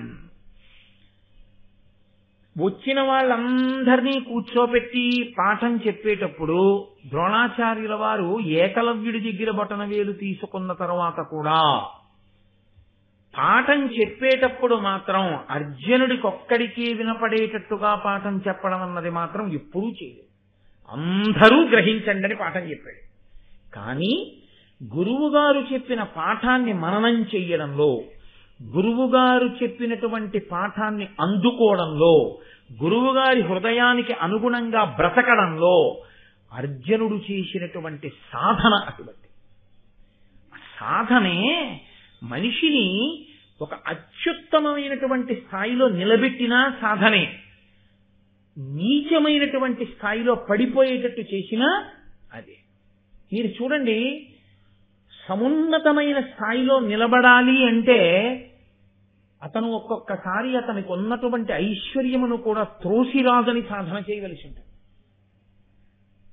మీరు నన్ను సహృదయంతో అర్థం చేసుకోగలిగితే నేను మీతో ఒక మాట మనవి చేస్తాను. ఇవాళ భారతదేశంలో అత్యంత గొప్ప ఐశ్వర్యవంతుల్లో టెండూల్కర్ ఒకడు. చాలా ఐశ్వర్యవంతుడు ఆయన. ఆయన ఎక్కితే ఏసీ కారు ఎక్కాలి, ఉంటే ఏసీ బంగ్లాలో ఉండాలి. ఆయన కోరుకుంటే ఆయనకి దక్కనిది ఏం లేదు. ఇవాళ ఏ పార్టీ అయినా ఆయనకి ఎంపీగా నించుంటానంటే లోక్సభ స్థానం ఇండియాలో 542 నియోజకవర్గాల్లో ఎక్కడ నించున్నా బహుశా ఏకగ్రీవంగా ఎన్నిక కాగలడు. అటువంటి వాడు 36 ఏళ్ల వయస్సులో 50 ఓవర్లు స్టాండ్ బై లేకుండా పరిగెత్తి 200 రన్స్ కొట్టి నాట్అవుట్ గా నిలబడిపోయాడు అంటే టెండూల్కర్ క్రికెట్ను కాదు, టెండూల్కర్ వెనక ఉన్న సాధనని మీరు చూడండి. అతను ఎంత కష్టపడకపోతే ఎండలో ఒక రోజంతా నిలబడగలడు పడదెబ్బ తినకుండా. అంత పరిగెత్తగలుగుతున్నాడంటే అతను ఎంత సాధన చేస్తాడు. ఏ సాధన లేకుండా కీర్తి రాదు. ఏ సాధన లేకుండా అత్యున్నతమైన స్థాయిలో మీరు కూర్చోలేరు. కూర్చున్నా అది 1 రోజు కూర్చోగలరు, 2 రోజులు కూర్చోగలరు, 3 రోజులు కూర్చోగలరు. ఎక్కడ సాధన ఉందో, ఎక్కడ నిరంతర పరిశ్రమ ఉందో, ఎక్కడ లక్ష్యమునందు ఆ శుద్ధి ఉందో అటువంటి వాడు మాత్రమే దానిని పొందగలడు. పరమేశ్వరుణ్ణి పొందాలి అనుకున్నవాడు శరీరాన్నే పెట్టుబడిగా పెట్టి పరమేశ్వరుడు అన్న లాభాన్ని పొందాలి. వ్యాపారస్తుడు వ్యాపారం చేసేటప్పుడు ముందు తన దగ్గర ఉన్న డబ్బుతోనే వస్తువులు తెచ్చి అక్కడ కొని పెట్టాలి, పెట్టి అమ్మి లాభం సంపాదించాలి.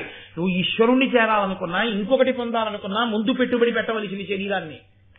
నువ్వు 4 లేవలేవు, నువ్వు కొంతసేపు వేసుకున్న ఒకే ఆసనంలో నువ్వు అలా కూర్చుని ఉండలేవు, నువ్వు సాధన చేయలేవు, నువ్వు కొంతసేపు వెన్నుపాముని నిటారుగా పెట్టి జపం చేయలేవు, సంధ్యావందనం చెయ్యవు, నీకొక్క శ్లోకం రాదు, నువ్వు ఒక్క పుస్తకం మంచిది కొనుక్కోవు, ఒక్క పుస్తకం చదవవు, 4 మంచి మాటలు చెప్పవు, ఆదర్శవంతంగా బతకవు, త్యాగం చెయ్యవు, నీకున్న దాంట్లో చటుక్కున పరుసు తీసి ఆర్తితో ఉన్నాడు అని ఒకడికి ఇవ్వలేవు గుప్తంగా.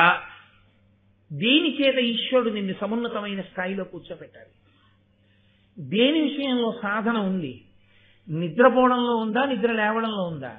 ఇన్ని గంటలకు పడుకుంటానని పడుకోగలవా? ఇన్ని గంటలకి నా జీవితంలో ప్రతిరోజు లేస్తానని లేవగలవా? రోజు ఇంత జపం చేస్తానని చెయ్యగలవా? నేను ఈ విషయాలు ఎప్పుడూ ధారణలో ఉంచుకుని నేను ఎప్పుడూ ఇలా ధర్మపక్షపాతినై ఉంటానని నిలబడగలవా? ఏదో ఒక లక్ష్యంలో శుద్ధి సాధన ఏది? అసలు లక్ష్యము లేదు, లక్ష్యము కొరకు సాధన లేదు. ఈ 2 లేకుండా ఎలా నువ్వు సమున్నత స్థానంలో నించుంటావు? మేడ ఉంది, మేడ పైభాగం ఉంది, దానికో పైకెక్కడానికి నిచ్చెనుంది. నువ్వు నిలబడతావు తప్ప నిచ్చెనెక్కవు. నీకు ఈ కాలు తీసి నిచ్చెన మీద వేసి 2 చేతులతో నిచ్చెన పట్టుకుని ఓ కాలు ఆ కర్ర మీద పెట్టినప్పుడు నెప్పెడుతున్నా 2వ కాలు ఎత్తి మళ్ళీ ఇంకో మెట్టు మీద వేసి ఈ కాలు పైకెత్తి 3వ మెట్టు మీద వేసి కిందకి చూస్తే కళ్ళు తిరుగుతాయేమో అని చూడకుండా జాగ్రత్తగా ఊంచుకుని మెట్లెక్కుతూ మేడపై భాగాన్ని చేరుకోవడం అనే సాధన చేస్తే ఆ పైన నిలబడి నువ్వు సమస్తాన్ని చూసి సంతోషంగా ఉండొచ్చు.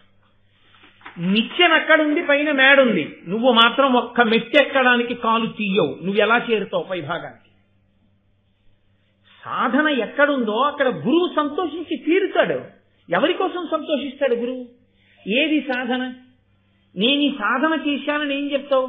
కంచి కామకోటి పీఠాధిపత్యం వహించి మహాపురుషుడిలా నడిచి వెళ్ళిపోతుంటే కొన్ని వేల మంది రోడ్లకి 2 వైపులా చొక్కాలు బనీళ్లు విప్పి నేల మీద పడిపోతున్నటువంటి రోజుల్లో జనువుతో నేసినటువంటి పాటలో 94 సంవత్సరాల వయస్సులో మౌనవ్రతం పట్టి తన గది కూడా తానే తుడుచుకుంటూ జపం చేసుకుంటూ పరమేశ్వర సాక్షాత్కారం కోసం ప్రయత్నించి అంతటి గొప్ప స్థితిని పొందారంటే, మా ఇంటికొచ్చి పడుకోండని పిలిచేవాళ్ళు కోటీశ్వరులు కొన్ని వేల మంది ఆయన ముందు నిలబడితే సన్యాస ధర్మం అంటే సన్యాస ధర్మమే అని కట్టుబడి ఒక దేవాలయం ముందున్నటువంటి నాపరాల మీద ఉన్న కాషాయ గుడ్డని తల మీద వరకు కప్పుకుని పడుకుని నిద్ర లేచి తెల్లవారుజామున 3 గంటలకి స్నానం చేసి అనుష్ఠానం చేసి బతికున్నంత కాలం ఆసేతు హిమాచల పర్యంతం కాలినడక నడిచినటువంటి పరమాచార్యాకున్నటువంటి సాధనా బలంలో నీకెంతపాటి ఉంది? మహాత్ములు ఉన్నారు, నువ్వెక్కడ తీసుకున్నావు స్ఫూర్తిగా? నువ్వు తీసుకుని సాధన చేస్తే గురువుల అనుగ్రహం వరిస్తుంది. గురువుని ఈశ్వరుడు పంపుతాడు, అది అర్హము. అక్కడ పాత్రత ఉంది, వెళ్ళు అక్కడ కురిపించు, పంపిస్తాడు. ఏది ఆ సాధన లేని చోట, ఆ పాత్రత లేని చోటకి ఎలా గురువు గారు అనుగ్రహం చేరుతుంది? చేరుదామన్నా చేరదు. వీడికి సాధన లేదు, ఎత్తు మీద ఉన్నాడు.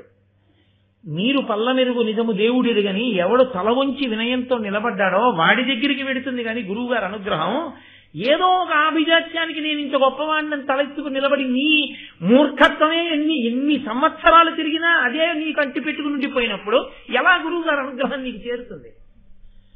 సాధనయే ఆ యుగంలో కాదు, ఈ యుగం వరకు సాధన చెయ్యలేని వాడు ఆ గొప్ప స్థితిని పొందలేడు. పుస్తకాలు అక్కడ ఉంటాయి, ఈయన ఇక్కడ ఉంటాడు. ఈయన విద్వాంసుడయ్యేది ఎప్పుడు? తదేక దృష్టితో ఆ పుస్తకాన్ని ఈయన చదివినప్పుడు విద్వాంసుడు. ఆ తదేక దృష్టితో చదవడం అన్నది చేత కానంతసేపు పుస్తకాలు పుస్తకానే ఉంటాయి, ఈయనగానే ఉంటాడు. ఈయన విద్వాంసుడు అవ్వాలంటే ఆ పుస్తకం వంక చూసి చదువుతుంటే వస్తున్న నిద్ర ఎగిరిపోతున్నాయి, అంత తాదాత్మ్యత. అలా చదువుతాడు, ఆయన అవుతాడు విద్వాంసుడు, ఆయన అవుతాడు సాధకుడు. ఆయన చేస్తాడు గాయత్రి. అలా ఆయన తేజస్సు ధారణాశక్తి ఆవహించి ఉండేవి. ఒక్క పూట సంధ్యావందనం కూడా చేయడం చేత కానటువంటి వాడిని, అంత నిర్లక్ష్యం ఉన్నవాడిని ఆ తేజస్సు ఆవహించేది. కాబట్టి సాధనయే. ద్రోణాచార్యుల వారు అన్నిటికన్నా ఇష్టపడినది అర్జునుని యందు ఈ రెండే. ఒకటి ప్రధానమైనది ధర్మము, 2 సాధన. మీరు పట్టికెళ్ళి ఎంత ఇచ్చేసేయండి ఆయనకి. ఇక్కడ ఇంత బాణములు వెయ్యక్కర్లేదు, ఆయన వేయడు. ఆయన అలా వెయ్యగలిగిన వాడైతే కురుక్షేత్రం అన్నాళ్ళు ఎందుకంటే యుద్ధం అలా వెయ్యడు. భీష్ముడు వెయ్యడు, ద్రోణుడు వెయ్యడు, అర్జునుడు వెయ్యడు. వాళ్ళందరూ ఎక్కడ వరకో అక్కడ వరకే, దేని మీద ఎంత వెయ్యాలో అంత మాత్రమే. మందుల షాప్ నాకు ఉంది కదా అని రోజు టిఫిన్ మానేసి నా కనబడ్డ స్ట్రిప్పులన్నీ చింపుకుని నోట్లో పడుచుకుంటే టిఫిన్ కింద ఎన్నాళ్ళు అమ్ముతాడు? ఒక్కరోజు అమ్ముతాడేమో అంతే. ఆ తర్వాత ఆయన మందులు కొనుక్కుని వేసుకోవాల్సి ఉంటుంది. ఏది ఎంతవరకు అనుభవించాలో అంతవరకు అనుభవించాలి, ఏది ఎంతవరకు విడిచిపెట్టాలో అంతవరకు విడిచిపెట్టాలి. పట్టు విడుపు ఈ 2 రానివాడు వృద్ధిలోకి రాలేడు. నీకు పట్టుకోవలసింది ఎంత పట్టుకోవాలో తెలియదు, నీకు విడిచిపెట్టవలసింది ఎంత విడిచిపెట్టాలో తెలియదు. విడిచిపెట్టవలసిన దాన్ని జీవితాంతం పట్టుకుంటావు, జీవితాంతం పట్టుకోవలసిన దాన్ని మొదట విడిచిపెడతావు, ఇంకెక్కడ వృద్ధి? కాబట్టి ఇది నచ్చింది ద్రోణుడికి. ఇది నన్నయ్య గారు ఋషితుల్యుడు, ఆయన సందేశం. స్కూల్లో జాయిన్ అయిన వాళ్ళందరూ కలెక్టర్లు అయిపోరు, డాక్టర్లు అయిపోయిన వాళ్ళందరూ ప్రఖ్యాతి వహించినటువంటి డాక్టర్లు కారు. ఎవరు ప్రఖ్యాతి వహించిన డాక్టర్లు అవుతారంటే అంత క్రమశిక్షణ కలిగి, అంత ఓర్పుతో, అంత జాగ్రత్తగా అలా ఉండగలిగితేనే, ఆ సాధనాబలం ఉంటేనే. సెకండ్లతో నిమిషాలతో ఇక్కడికి గంటన్నర వస్తారు అంతే, ఆ టైంకి కరెక్ట్ గా వస్తారు. గంటన్నర 20 మందిని చూస్తారు అంతే, 20 మందిని. ఇవాళ 10 మందిని చూసి వెళ్ళిపోతానండి అంట ఉండదు. ఎన్నేళ్ల వయస్సు వచ్చినా అంతే ఆ క్రమశిక్షణ. ఉన్నారు మహాత్ములు. అలాంటి సాధనాబలం ఎక్కడుందో అక్కడే కీర్తి. ఆ సాధనాబలం లేని చోటికి కీర్తి రమ్మంటే ఎక్కడి నుంచి వస్తుందండి? గురువుగారు అనుగ్రహం రమ్మంటే ఎక్కడి నుంచి వస్తుంది? సాధన ఉంది, ధర్మం లేదు. అక్కడికి బతికెళ్ళి ఇచ్చేస్తే బాగా సాధన చేస్తాడని బతికెళ్ళి ఇచ్చేసారనుకోండి, ఉపద్రవం తీసుకొస్తాడు అన్ని పుచ్చుకుని. సాధన ఉండాలి, సాధనతో పాటు ధార్మికమైన దృష్టి ఉండాలి. అందుకే కేవలం సాధన చేసిన గురువుగారు హర్షించకూడదు. సాధనతో పాటు 10 మందికి పనికొచ్చేవాడైనా తనకట్టే పెట్టుకుని తన భోగం చూసుకుంటాడా, లోకము యొక్క సంక్షేమాన్ని కాంక్షిస్తాడా? సర్వే వేద విదా శూరాః సర్వే లోకహితే రతాః సర్వే జ్ఞానోపసంపన్నాః సర్వే సముదితా గుణైః. బాలకాండలో రామలక్ష్మణ భరత శత్రుఘ్నులకి విద్యాభ్యాసం విశ్వామిత్రుడు వశిష్ఠుడు ఎలా చేయించారో చెప్తారు వాల్మీకి మహర్షి. సర్వే వేద విదాః శూరాః సర్వే లోకహితే రతాః. ఆయన రామలక్ష్మణ భరత శత్రుఘ్నులు సర్వే వేద విదాః, అన్నీ తెలుసు, 4 వేదాలు చదువుకున్నారు. శూరాః, గొప్ప పండితులు, వాడి ధనుర్వేద కూడా అలాగే చదువుకున్నారు. కానీ అపాత్రులను ఇవ్వలేదు. ఎందుకు ఇచ్చాడు? సర్వే లోకహితే రతాః, లోకము యొక్క హితమును ఆలోచించగలరు, అందుకిచ్చారు. లోకము యొక్క హితమును ఆలోచించకుండా ఉంది కదా అని బాణప్రయోగం చేసేసి ఉంది కదా అని ప్రతి ప్రాణి మీద ఇష్టం వచ్చినట్టు బాణాలు వేసే వాడి చేతికి పట్టుకెళ్ళి అమోఘమైన ధనుర్వేదాన్నంతటినీ ఉంచేస్తే లోకం నాశనం అయిపోతుంది. అప్పుడు ద్రోణుడు దోషిగా నిలబడతారు వెళ్ళి. కాబట్టి ఎందువల్ల అర్జునుడు అంత గొప్పవాడయ్యాడో, ఎందువల్ల ద్రోణుడు అంత గొప్పవాడయ్యాడో ఒక్క పద్యంలో చెప్తున్నారు నన్నయ్య గారు. ఇది నన్నయ్య గారి ప్రతిభ ఆంధ్రీకరించడంలో. ప్రాతస్మరణీయుడు, మహానుభావుడు, లోకానికి ఇంత వెలుగుల బంతిని అందించారు ఆయన. కాబట్టి ఆయన అంటున్నారు, భూపనందనుడు ఈ విధంబున భూరి శస్త్ర మహాస్త్ర విద్యోపదేశ పరిగ్రహ స్థితినున్న అందరయందు విద్యోపదేశము తుల్యమైనను. ద్రోణుడు విద్య చెప్పడం అన్నది అందరికీ ఒకలా చెప్పినా ఉత్తమోత్తముడయ్యే విద్యా పరిశ్రమ కౌశలంబున దండితారి నరుండిలన్. అర్జునుడంత గొప్పవాడు ఎందుకయ్యాడు? గురువుగారు చెప్పినటువంటి వాటిని అంత బాగా సాధన చేశాడు. పౌడర్ డబ్బా, ఓ కాకి డబ్బా, ఓ పిన్నీసు, ఓ తిలకన సీసా, ఓ డబ్బాలో వేసి మూత పెట్టి మూత తీసి చూశాడు. మూత పెట్టి రాయి ఎన్ని గుర్తున్నాయి? పిన్నీసు ఇంకేంటండి ఉన్నాయి, తేలుతున్నాయి, ఉన్నాయనుకో. చూడటం చూశాడు. కన్నుకి చూడటం ధర్మం చూసింది, మనసు పట్టుకోలేదు. మనసు పట్టుకోనిది విద్య కాదు. మనసు పట్టుకోవడం దేనివల్ల తెలుసా అండి? గురువుగారు చెప్పినప్పుడు చెవులు దొప్పలు చేసుకుని వినగలగాలి. పాలు తీసేవాడు ఎలా తీస్తాడో గురువుగారి దగ్గర విద్య వినేవాడు అలా వినాలంది శాస్త్రం. పాలు తీసేవాడు కబుర్లు ఇలా పక్కవాడితో మాట్లాడుతున్నట్టు ఉంటాడు. కానీ 2 మోకాళ్ల మధ్యలో గిన్నె పెట్టుకుని పితుకుల కిందకి వంగి ఆ పితుకులు ఇలా అంటున్నప్పుడు పితుకులలోంచి పాలు సన్నటి ధార మొట్టమొదట ఖాళీ గిన్నెకి తగిలినప్పుడు టింగ్ టింగ్ అని గిన్నెకి తగిలినప్పుడు వస్తుంది. కొద్ది పాలున్నప్పుడు పితుకుతుంటే సన్నటి ధార వెళ్ళి తిన్నగా తగిలి కొంచెం నీటి కిందకి తగిలినటువంటి చప్పుడు వస్తుంది. కుండ నిండుతుండగా ఆ పితుకులలోంచి వచ్చినటువంటి ధార తగులుతుంటే కొంచెం నురగ మీద తగులుతున్న చప్పుడు వస్తుంది తప్ప ఎక్కువ చప్పుడు వినపడదు. అప్పుడే కుండ నిండుతోందని జాగ్రత్తగా ఉండాలి. పరాకుగా ఉన్నాడు అనుకోండి, ఇలా అనడం ఆ పితుకులు పట్టుకుని అనేస్తున్నాడు. కుండే సరిగ్గా పెట్టుకోలేదు, పాలన్నీ నేల మీద పడిపోతాయి. ఒకసారి అయిపోయింది అనుకోండి ఆవు దగ్గర పాలు, మళ్ళీ రేపటి వరకు పాలు పితికేవాడు ఎంత జాగ్రత్తగా పితుకుతాడో గురువు గారి మాటలు వినే శిష్యుడు అంత జాగ్రత్తగా వినాలి. విని మనసుకున్న లక్షణం ఏమిటో తెలుసా అండి? మనసులోంచే టేప్ రికార్డర్ క్యాసెట్ వచ్చింది. అది మళ్ళీ దాని మీద సూపర్ ఇంపోజిషన్ ని అలౌ చేస్తుంది. పూర్వం నా చిన్నతనంలో టేప్ రికార్డర్ క్యాసెట్స్ అని ఉండేవి, ఆడియో క్యాసెట్స్. అది దాని మీద ఏదో మాయాబజార్ సినిమా పాటలు ఉండేవి. ఆ తర్వాత వెళ్ళి శ్రీకృష్ణ పాండవీయం సినిమా పాటలు దీని మీద చేసేయిందంటే ఇదే క్యాసెట్ పెట్టి మళ్ళీ రికార్డ్ చేసేస్తే ఇవి పోతాయి, వచ్చేస్తాయి. మనసు కూడా అంతే. అది ఏం చేస్తుందో తెలుసా అండి? మనసు, ఇంకొక మాటలో చెప్పాలంటే మెదడు అనుకోండి.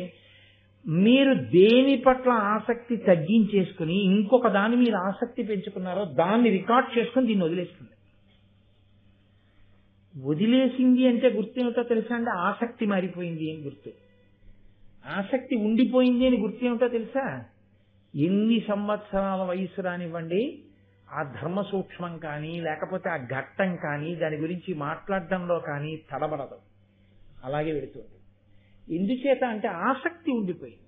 మనసుకుండే లక్షణం ఏంటంటే మీరు పని ఏది చేస్తున్న ఆసక్తి అన్నది దానికి ఉండాలి, కానీ దాన్నే పట్టుకుంటుంది.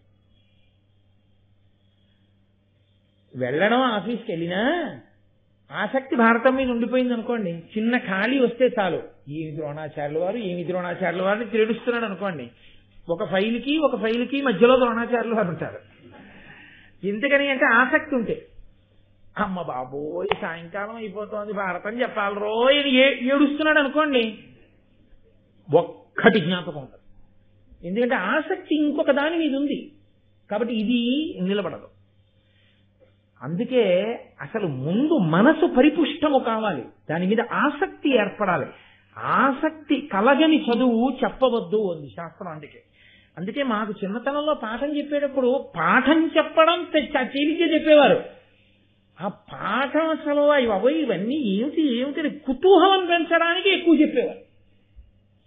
నాకు బాగా జ్ఞాపకం, నా చిన్నతనంలో మాకు పాఠం చెప్పే రోజుల్లో ఎలా చెప్పేవారంటే, పుస్తకం మూసేసిలాగా కురు పాంచాల కోసల కాశీ వజ్జీ మల్లా అంగామగధ వత్స మచ్చ ఛేది అవంతి గాంధార కాంభోజ సౌరాష్ట్ర అశ్వక ఇవి రాజ్యాలు గెలిచారు. చూసుకో పుస్తకంలో ఇదే వరస. కురు పాంచాల కోసల కాశీ వజ్జీ అల్లా అంగామగధ వత్స మచ్చ ఛేది అవంతి గాంధార కాంభోజ సౌరాష్ట్ర అశ్వక. ఓ ఆసక్తి వచ్చేది.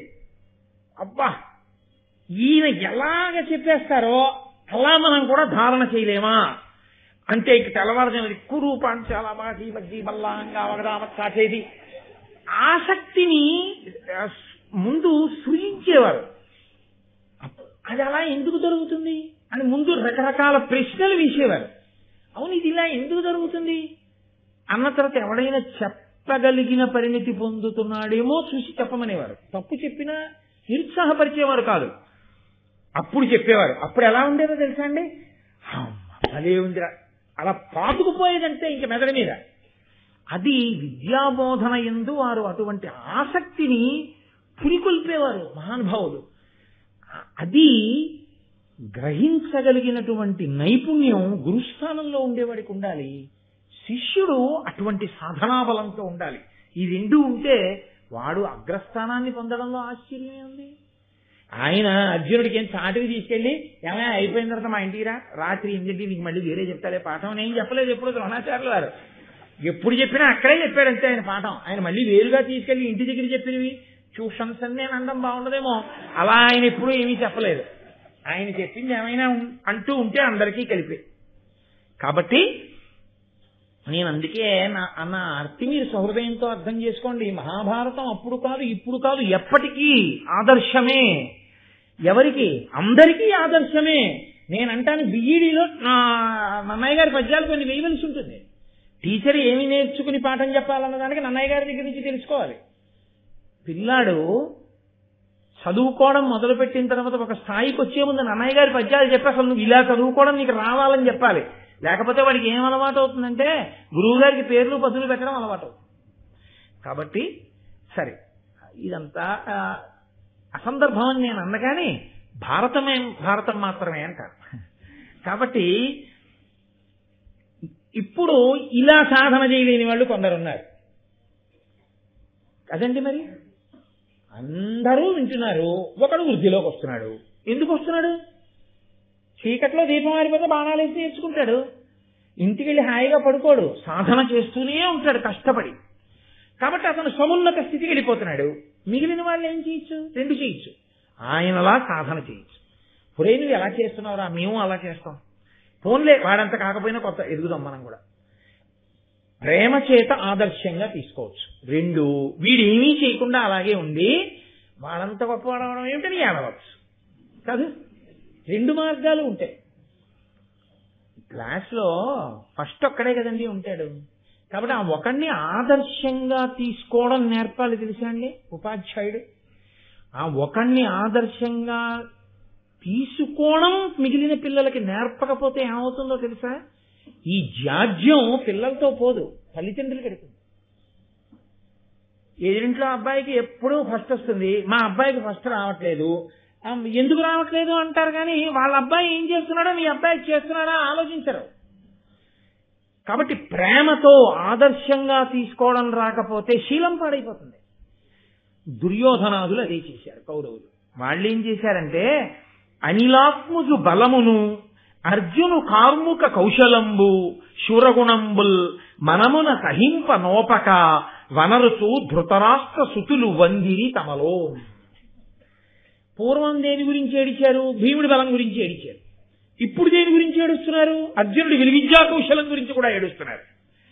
ఇంకో దాన్ని దేనికి ఏడుస్తున్నారు? ధర్మరాజు గారి యొక్క ధార్మిక గుణాలకు ఏడుస్తున్నారు. ఇంకా దేనికి ఏడుస్తున్నారు? ఇంత తేజోవంతులైనటువంటి పినతల్లి బిడ్డలు నకుల సహదేవులు వీళ్ళతో కలిసి ఇలా ఎందుకుంటున్నారని ఏడుస్తున్నారు. వీళ్ళు ఏడవడానికి వాళ్ళ గుణాలు పనికొచ్చాయి, వాళ్ళు వృద్ధిలోకి రావడానికి వాళ్ళ సాధనలో పనికొచ్చాయి. నువ్వు ఎందుకు పాడైపోతున్నావో నువ్వే తెలుసుకోవాలి. ఆయన ఎందుకు గొప్పవాడవుతున్నాడో నువ్వే తెలుసుకోవాలి.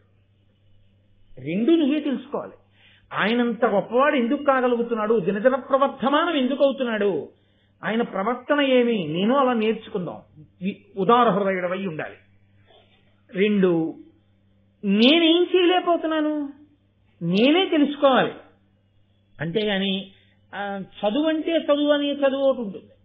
నేను ఒకళ్ళని చూస్తుండేవాడిని, ఎందుకులేంటి పేర్లు అవి బాగుండవు. శీతాకాలంలో లేచి తెల్లవారుజామున 4ంటికి రాత్రి చదివేస్తాను 11 వరకు అని క్షణికాకర్షణ అలా చూస్తూ ఉండిపోవడం. దేన్నో మీకు తెలుసు, నేను అనక్కర్లేదు.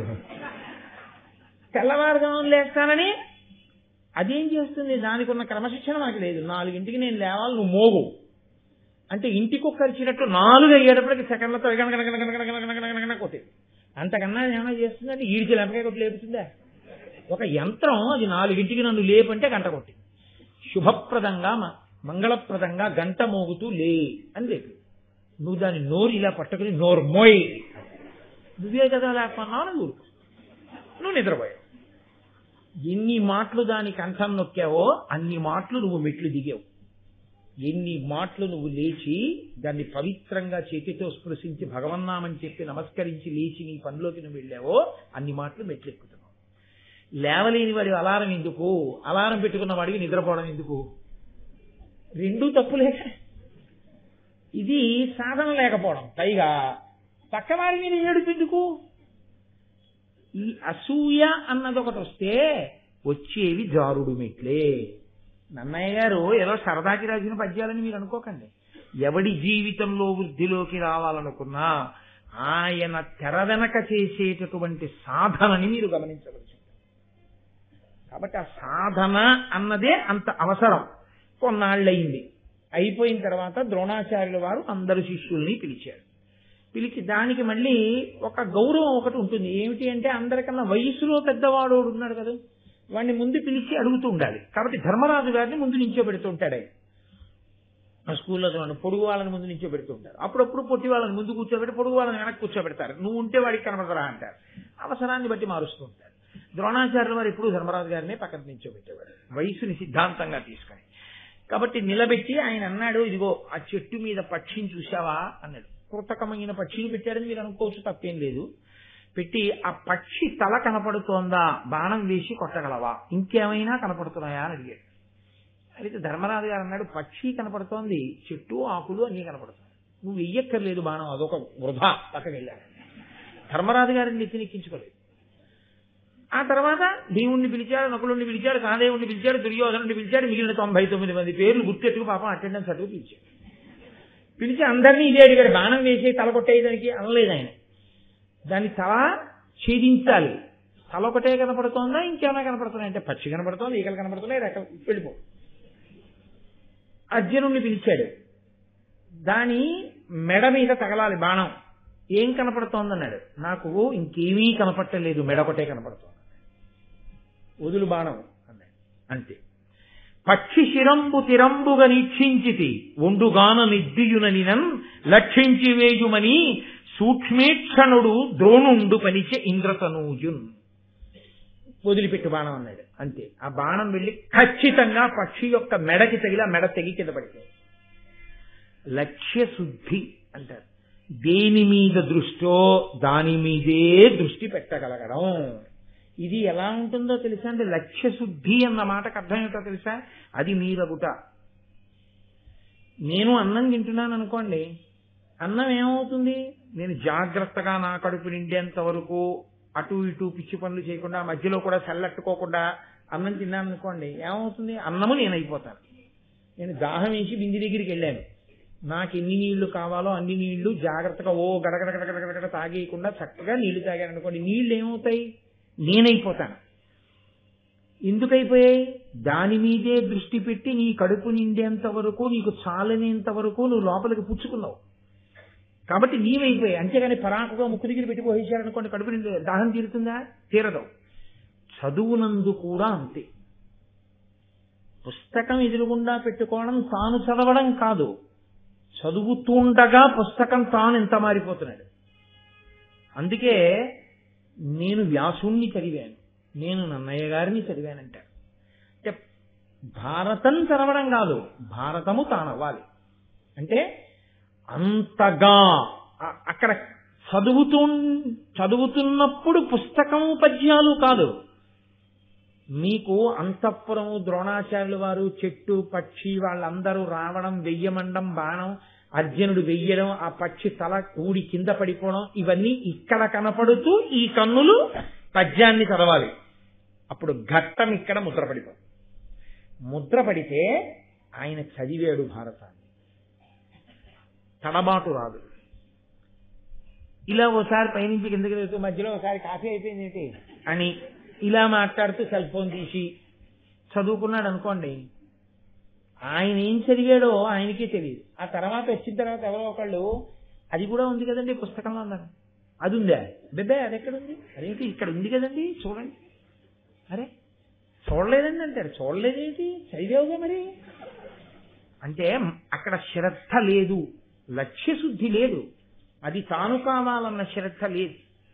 ఈ శ్రద్ధ ప్రారంభం ఏమిటంటే ఎక్కడెక్కడ ఉండదో తెలుసా అండి? చదువు దగ్గర, జపం దగ్గర, పూజ దగ్గర, వినడం దగ్గర, అలాంటి వేటి దగ్గర ఉండదు. అందుకే పాపం విందామని వస్తారు, రావడంలో కష్టపడి వస్తారు, అందులో దోషమేం లేదు.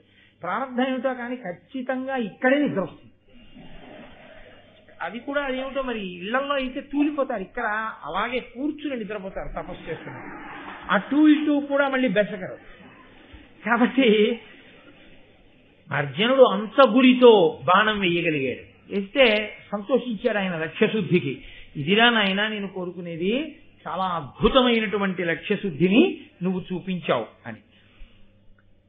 ఒకనాడు ఇది చెప్పాడు కదండి, అదిగో చెట్టు మీద పక్షి ఉంది, ఆ పక్షి మెడ కొట్టాలన్నాడు, అది కదలటం లేదు కాబట్టి కొట్టేశాడు, అయిపోయింది. ఒక్కొక్కసారి ఏమవుతుందంటే భయము, ఉద్విగ్నత, దుందుడుకుతనము ఇలాంటివి కొన్ని ఉంటాయి. అవి దాని యందు చాలా తొందరపడకుండా, ఆవేశం లేకుండా చక్కగా ఆలోచించగలిగినటువంటి నిపుణత కూడా ఉండాలి విలువిద్యకి పక్కన. అది లేదనుకోండి, అది లేకపోతే ఏమవుతుందంటే లేనిపోని ఉపద్రవాలు వస్తాయి. అలా వెళ్ళిపోతున్నాడు, మన శత్రువులాగే ఉన్నాడని మనం వేసేసాడు అనుకోండి, పాండురాజు గారు దిక్కల మీద వేసేసినట్టు ఉంటుంది కదా. లేనిపోని ఇబ్బందులు వస్తాయి. దశరథ మహారాజు గారు అలా బాణం వేసే కదా ఉపద్రవం తెచ్చుకున్నాడు. కాబట్టి బాగా ఆలోచించి దేని కొరకు బాణం వేస్తున్నాను అన్నది ఆలోచించి వేసేవాడు అయి ఉండాలి. అలా వేసే ముందు నిలబడడానికి ధైర్యం ఒకటి ఉండాలి. ముందు తనే భయపడి పారిపోయేవాడు బాణాలు ఏం వేస్తాడు, అటు ఇటు తాను పారిపోతూ బాణాలు వేస్తే అసహ్యంగా ఉంటుంది. అది ద్రోణాచార్యుల వారంటే ఆయన ఎన్ని నేర్పాడండి, ఎన్ని గొప్ప విషయాలు నేర్పాడు నిజంగా. ఇవాళ చూడండి సమాజంలో ఒక విచిత్రం జరుగుతూ ఉంటుంది. అది ప్రమాదం జరగదు, ప్రమాదం జరగకపోయినా మాక్ డ్రిల్ అంటారు, జరిగినట్టుగా చేస్తారు.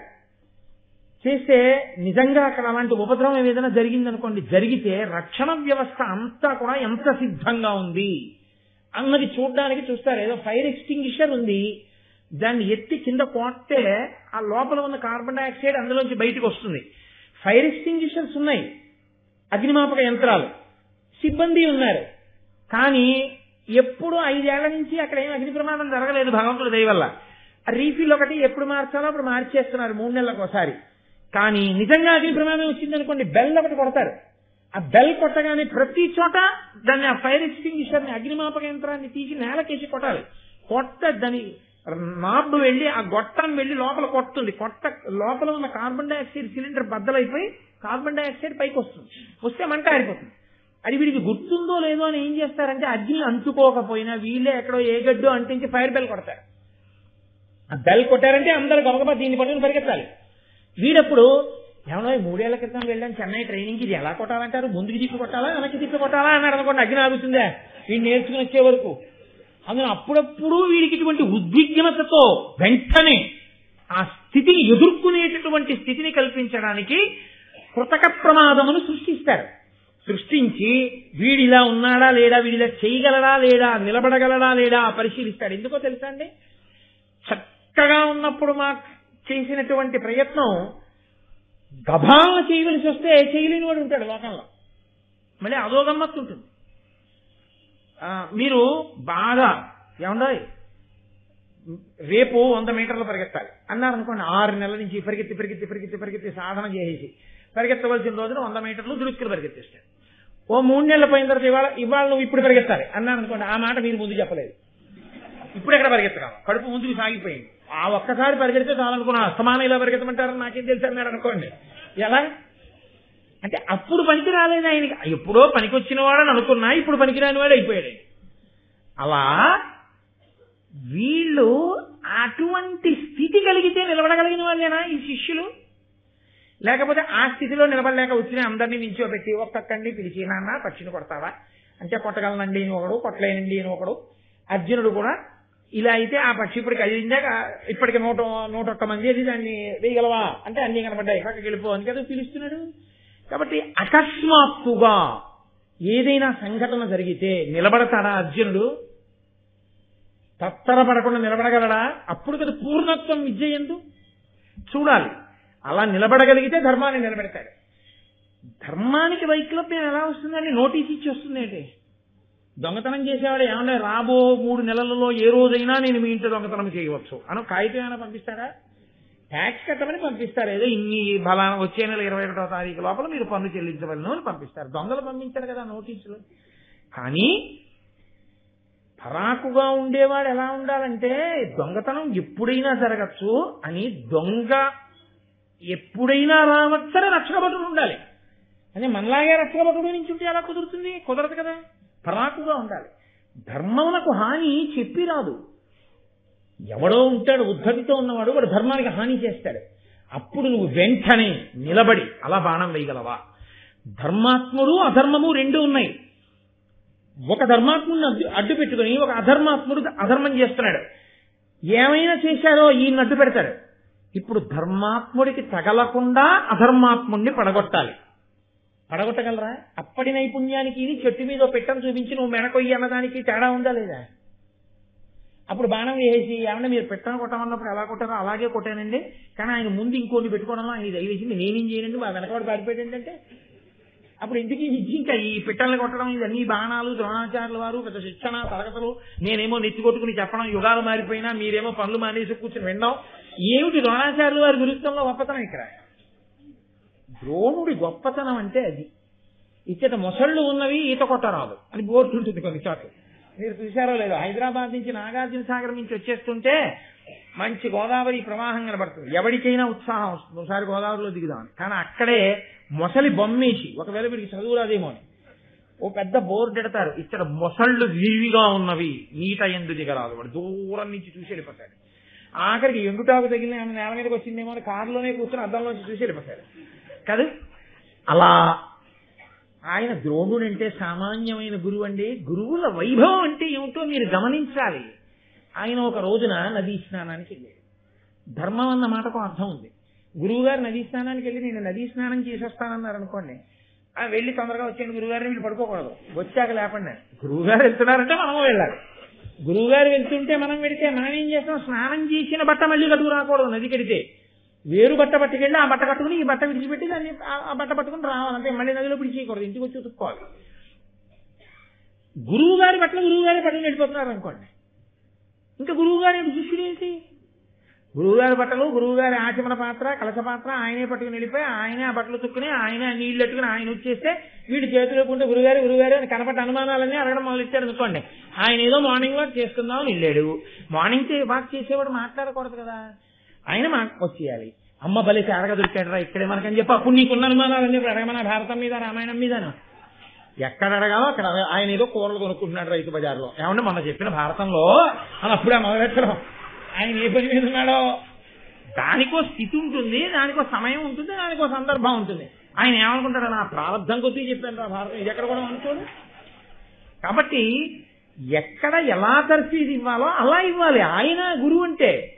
అంతేకాని ధనుర్వేదం నేర్పిన వాడు అలా చెట్టు మీద బొమ్మని పెట్టి కొట్టేయండి అంటే కొట్టేస్తే మీరు అందరూ బాగా కొట్టేశారు అని వెళ్ళిపోమంటే ఎలా ధర్మం నిలబెడతాడండి అర్జునుడు. అందుకని ఆయన ఒక గొప్ప పరీక్ష పెట్టాడు.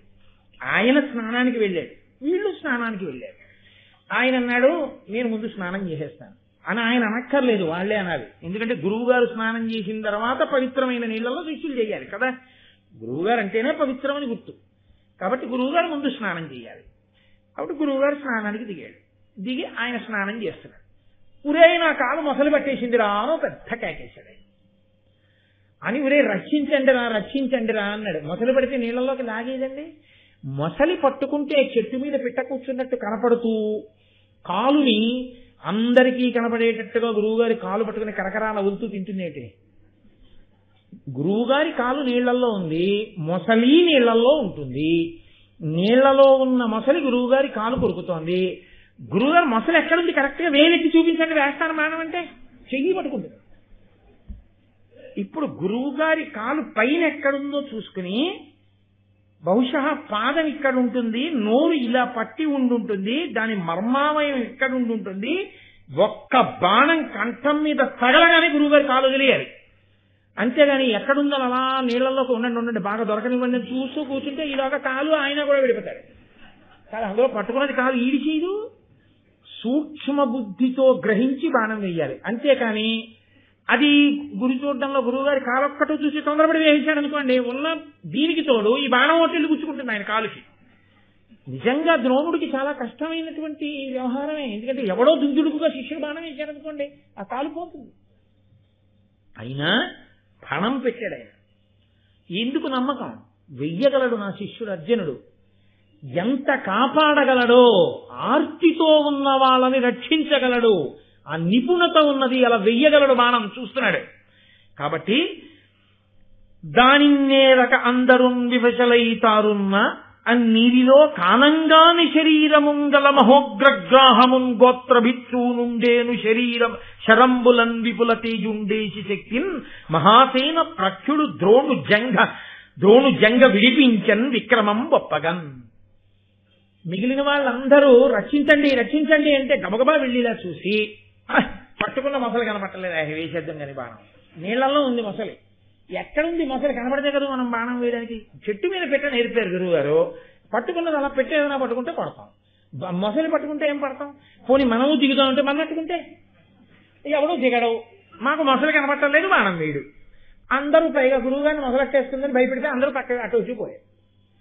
అర్జునుడు మాత్రం వెంటనే వచ్చి గురువు గారి కాలు పట్టుకున్నప్పుడు పైకి ఉంటుంది కదండి తొడ మోకాలును, అవి ఎక్కడున్నాయి, నిలబడిన తీరు పట్టి గురువుగారి యొక్క పాదం ఎక్కడుంది, మొసలి నీటిలోంచి వచ్చి పట్టుకున్నప్పుడు గురువుగారి పాదం దగ్గర పిక్కని ఎక్కడ పట్టుకుని ఉంటుంది, పిక్కని పట్టి ఉంది కాబట్టి పాదానికి ఇంత దూరంలో మొసలి నోరు ఉంటుంది, పట్టుకుని ఉంది కాబట్టి కదలకుండా ఉంది. ఒక్క బాణం వేసి కొడితే అది వెంటనే బాధకి ఇంకొంచెం గట్టిగా పాదం పట్టుకుంటే గురువు గారికి ఆపద వస్తుంది. బాణం మీద బాణం కన్ను తీసి కన్ను మూసే లోపల 5 బాణములను మర్మస్థానముల మీద కొట్టి నోరు తెరిచి అలా చచ్చిపోయి తేలిపోయి కొట్టేశాడు. అంతే. మొసలి ప్రాణం విడిచిపెట్టడం, నోరు తెరుచుకు చచ్చిపోవడం, నీటి మీద తేలిపోవడం అయిపోయాయి. తనని రక్షించుకోలేనివాడా ద్రోణుడు. ఆయన వెంటనే కాలు తీసుకుని పైకెక్కి షహఫాష్, ఇది నా నమ్మకం అందుకు నేర్పాను నీకన్నాడు ఆయన. కాబట్టి మహానుభావుడైనటువంటి ద్రోణుడు అర్జునుడు ఎంతవరకు విలువిద్యకి నిలబడగలడు ఇంత పరీక్ష చేశాడు. ఇప్పుడు విలువిద్యకి నిలబడగలడు, ఆర్తితో ఉన్న వాళ్ళని కాపాడగలడు, ధర్మము తెలిసున్నవాడు. చాలా తృప్తి పొందాడు. నేను అపాత్రుడికి ఇవ్వలేదు విద్య, నేను పాత్రునకే ఇచ్చాను. పరమ సంతోషంగా ఉన్నాడు. ఒక రోజున ధృతరాష్ట్ర మహారాజు గారి దగ్గరికి వెళ్ళాడు. నీ పిల్లలందరికీ విద్యాభ్యాసం అయిపోయింది, నేను చెప్పాను, నూరి పొయ్యగలిగినంత నూరిపోశాను. భీముడు గదాయుద్ధం నేర్చుకుంటానన్నాడు, నేర్పాను. దుర్యోధనుడు గదాయుద్ధం నేర్చుకుంటానన్నాడు, నేర్పాను. అర్జునుడు విలువిద్య నేర్చుకుంటానన్నాడు, నేర్పాను. కర్ణుడు విలువిద్య అడిగాడు, నేర్పాను. ధర్మరాజు గారు ఈటి విసరడంలో ఎక్కువ ప్రావీణ్యం కావాలన్నాడు, నేర్పాను. ఎవరికి ఏది అన్నారో అది నేర్పాను. ఇప్పుడు ఈ పిల్లలందరి యొక్క కౌరవ పాండవుల యొక్క విలువిద్యా ప్రదర్శనం, వాళ్ళు నేర్చుకున్నటువంటి విద్యలు ఎంతంత స్థాయిని పొందారో నువ్వు చూద్దువుగాని. చూడ్డానికి కళ్ళేవి అక్కర్లేదు. ఈశ్వరుడు ఇచ్చిన అనుగ్రహం ఏమిటో తెలుసా అండి? చెవులతో తెలుసుకుంటాడు. ఎందుకో తెలుసా? అర్జునుడు వెళ్ళాడు లక్ష్య సాధనకి అన్నారనుకోండి, అందరూ జయహో జయహో నరిచారనుకోండి, అకస్మాత్తుగా నిశ్శబ్దంలోంచి. అంటే అర్జునుడు ఏదో లక్ష్యాన్ని అలా ఛేదించాడని గుర్తు కదా. అందుకని పైగా రాజుగారు రావాలని మర్యాద. అందుకని ధృతరాష్ట్రుడిని ఆహ్వానించాడు. వెంటనే ధృతరాష్ట్రుడు విదురుణ్ణి పిలిచి అన్నాడు, కుమారాస్త్ర విద్యా ప్రదర్శనము, కుమారులందరూ కూడా ఇప్పుడు అస్త్ర విద్యని ప్రదర్శిస్తారు. దానికి అనువుగా బాగా విశాలమైనటువంటి భూమినంతటిని దున్ని ఎక్కడ పెంకులు కాని ముళ్ళు కాని ఎముకలు కాని ఇలాంటివి లేకుండా శుభ్రం చేసి ప్రజలందరూ చుట్టూ కూర్చుని చూడడానికి వీలుగా మంచెలు కట్టి, ఇప్పుడైతే గ్యాలరీలు అంటామేమో, చుట్టూ కూర్చోడానికి వీలుగా మంచెలు కట్టండి. ప్రజలందరికీ చెప్పండి, ఫలానా రోజున పిల్లలందరూ తమ తమ అస్త్ర విద్యా శక్తిని ప్రదర్శనం చేస్తారని చెప్పండి. తర్వాత మహానుభావుడైనటువంటి ద్రోణుడు, శల్యుడు, భీష్ముడు, మేమందరం కూడా అక్కడికి వస్తాం, వచ్చి చూస్తాం. మేము కూర్చోడానికి తగినటువంటి గదుల్ని నిర్మాణం చేయండి. అంతఃప్రకాంతలైనటువంటి గాంధారి, ఆ తర్వాత కుంతీదేవి, ఇతర భార్యలు 10 మంది, వీళ్ళందరూ కూడా వస్తారు. వీళ్ళందరూ కూడా ప్రజలకి కనపడేలా కూర్చోరు కదా, అందుకని వాళ్ళు కూర్చోడానికి వీలుగా అందమైనటువంటి గదులు సిద్ధం చెయ్యండి. ఇవన్నీ సిద్ధం చేసిన తర్వాత సుముహూర్తంలో బ్రాహ్మణుల్ని తీసుకెళ్లి పుణ్యాహవాచనం చేయించండి. ఎందుకంటే అది శారదా కటాక్షం, ధనుర్వేదం. అటువంటి ధనుర్వేదంలో మొట్టమొదట అక్కడ నిలబడి విలువిద్యా ప్రదర్శనం చేస్తున్నారు కాబట్టి దాన్ని పుణ్యాహవాచనం చేయించండి. చేయించిన తర్వాత ద్రోణాచార్యుల వారు తనకి నచ్చిన క్రమంలో శిష్యుల చేత విద్యా ప్రదర్శనం చేయిస్తాడు.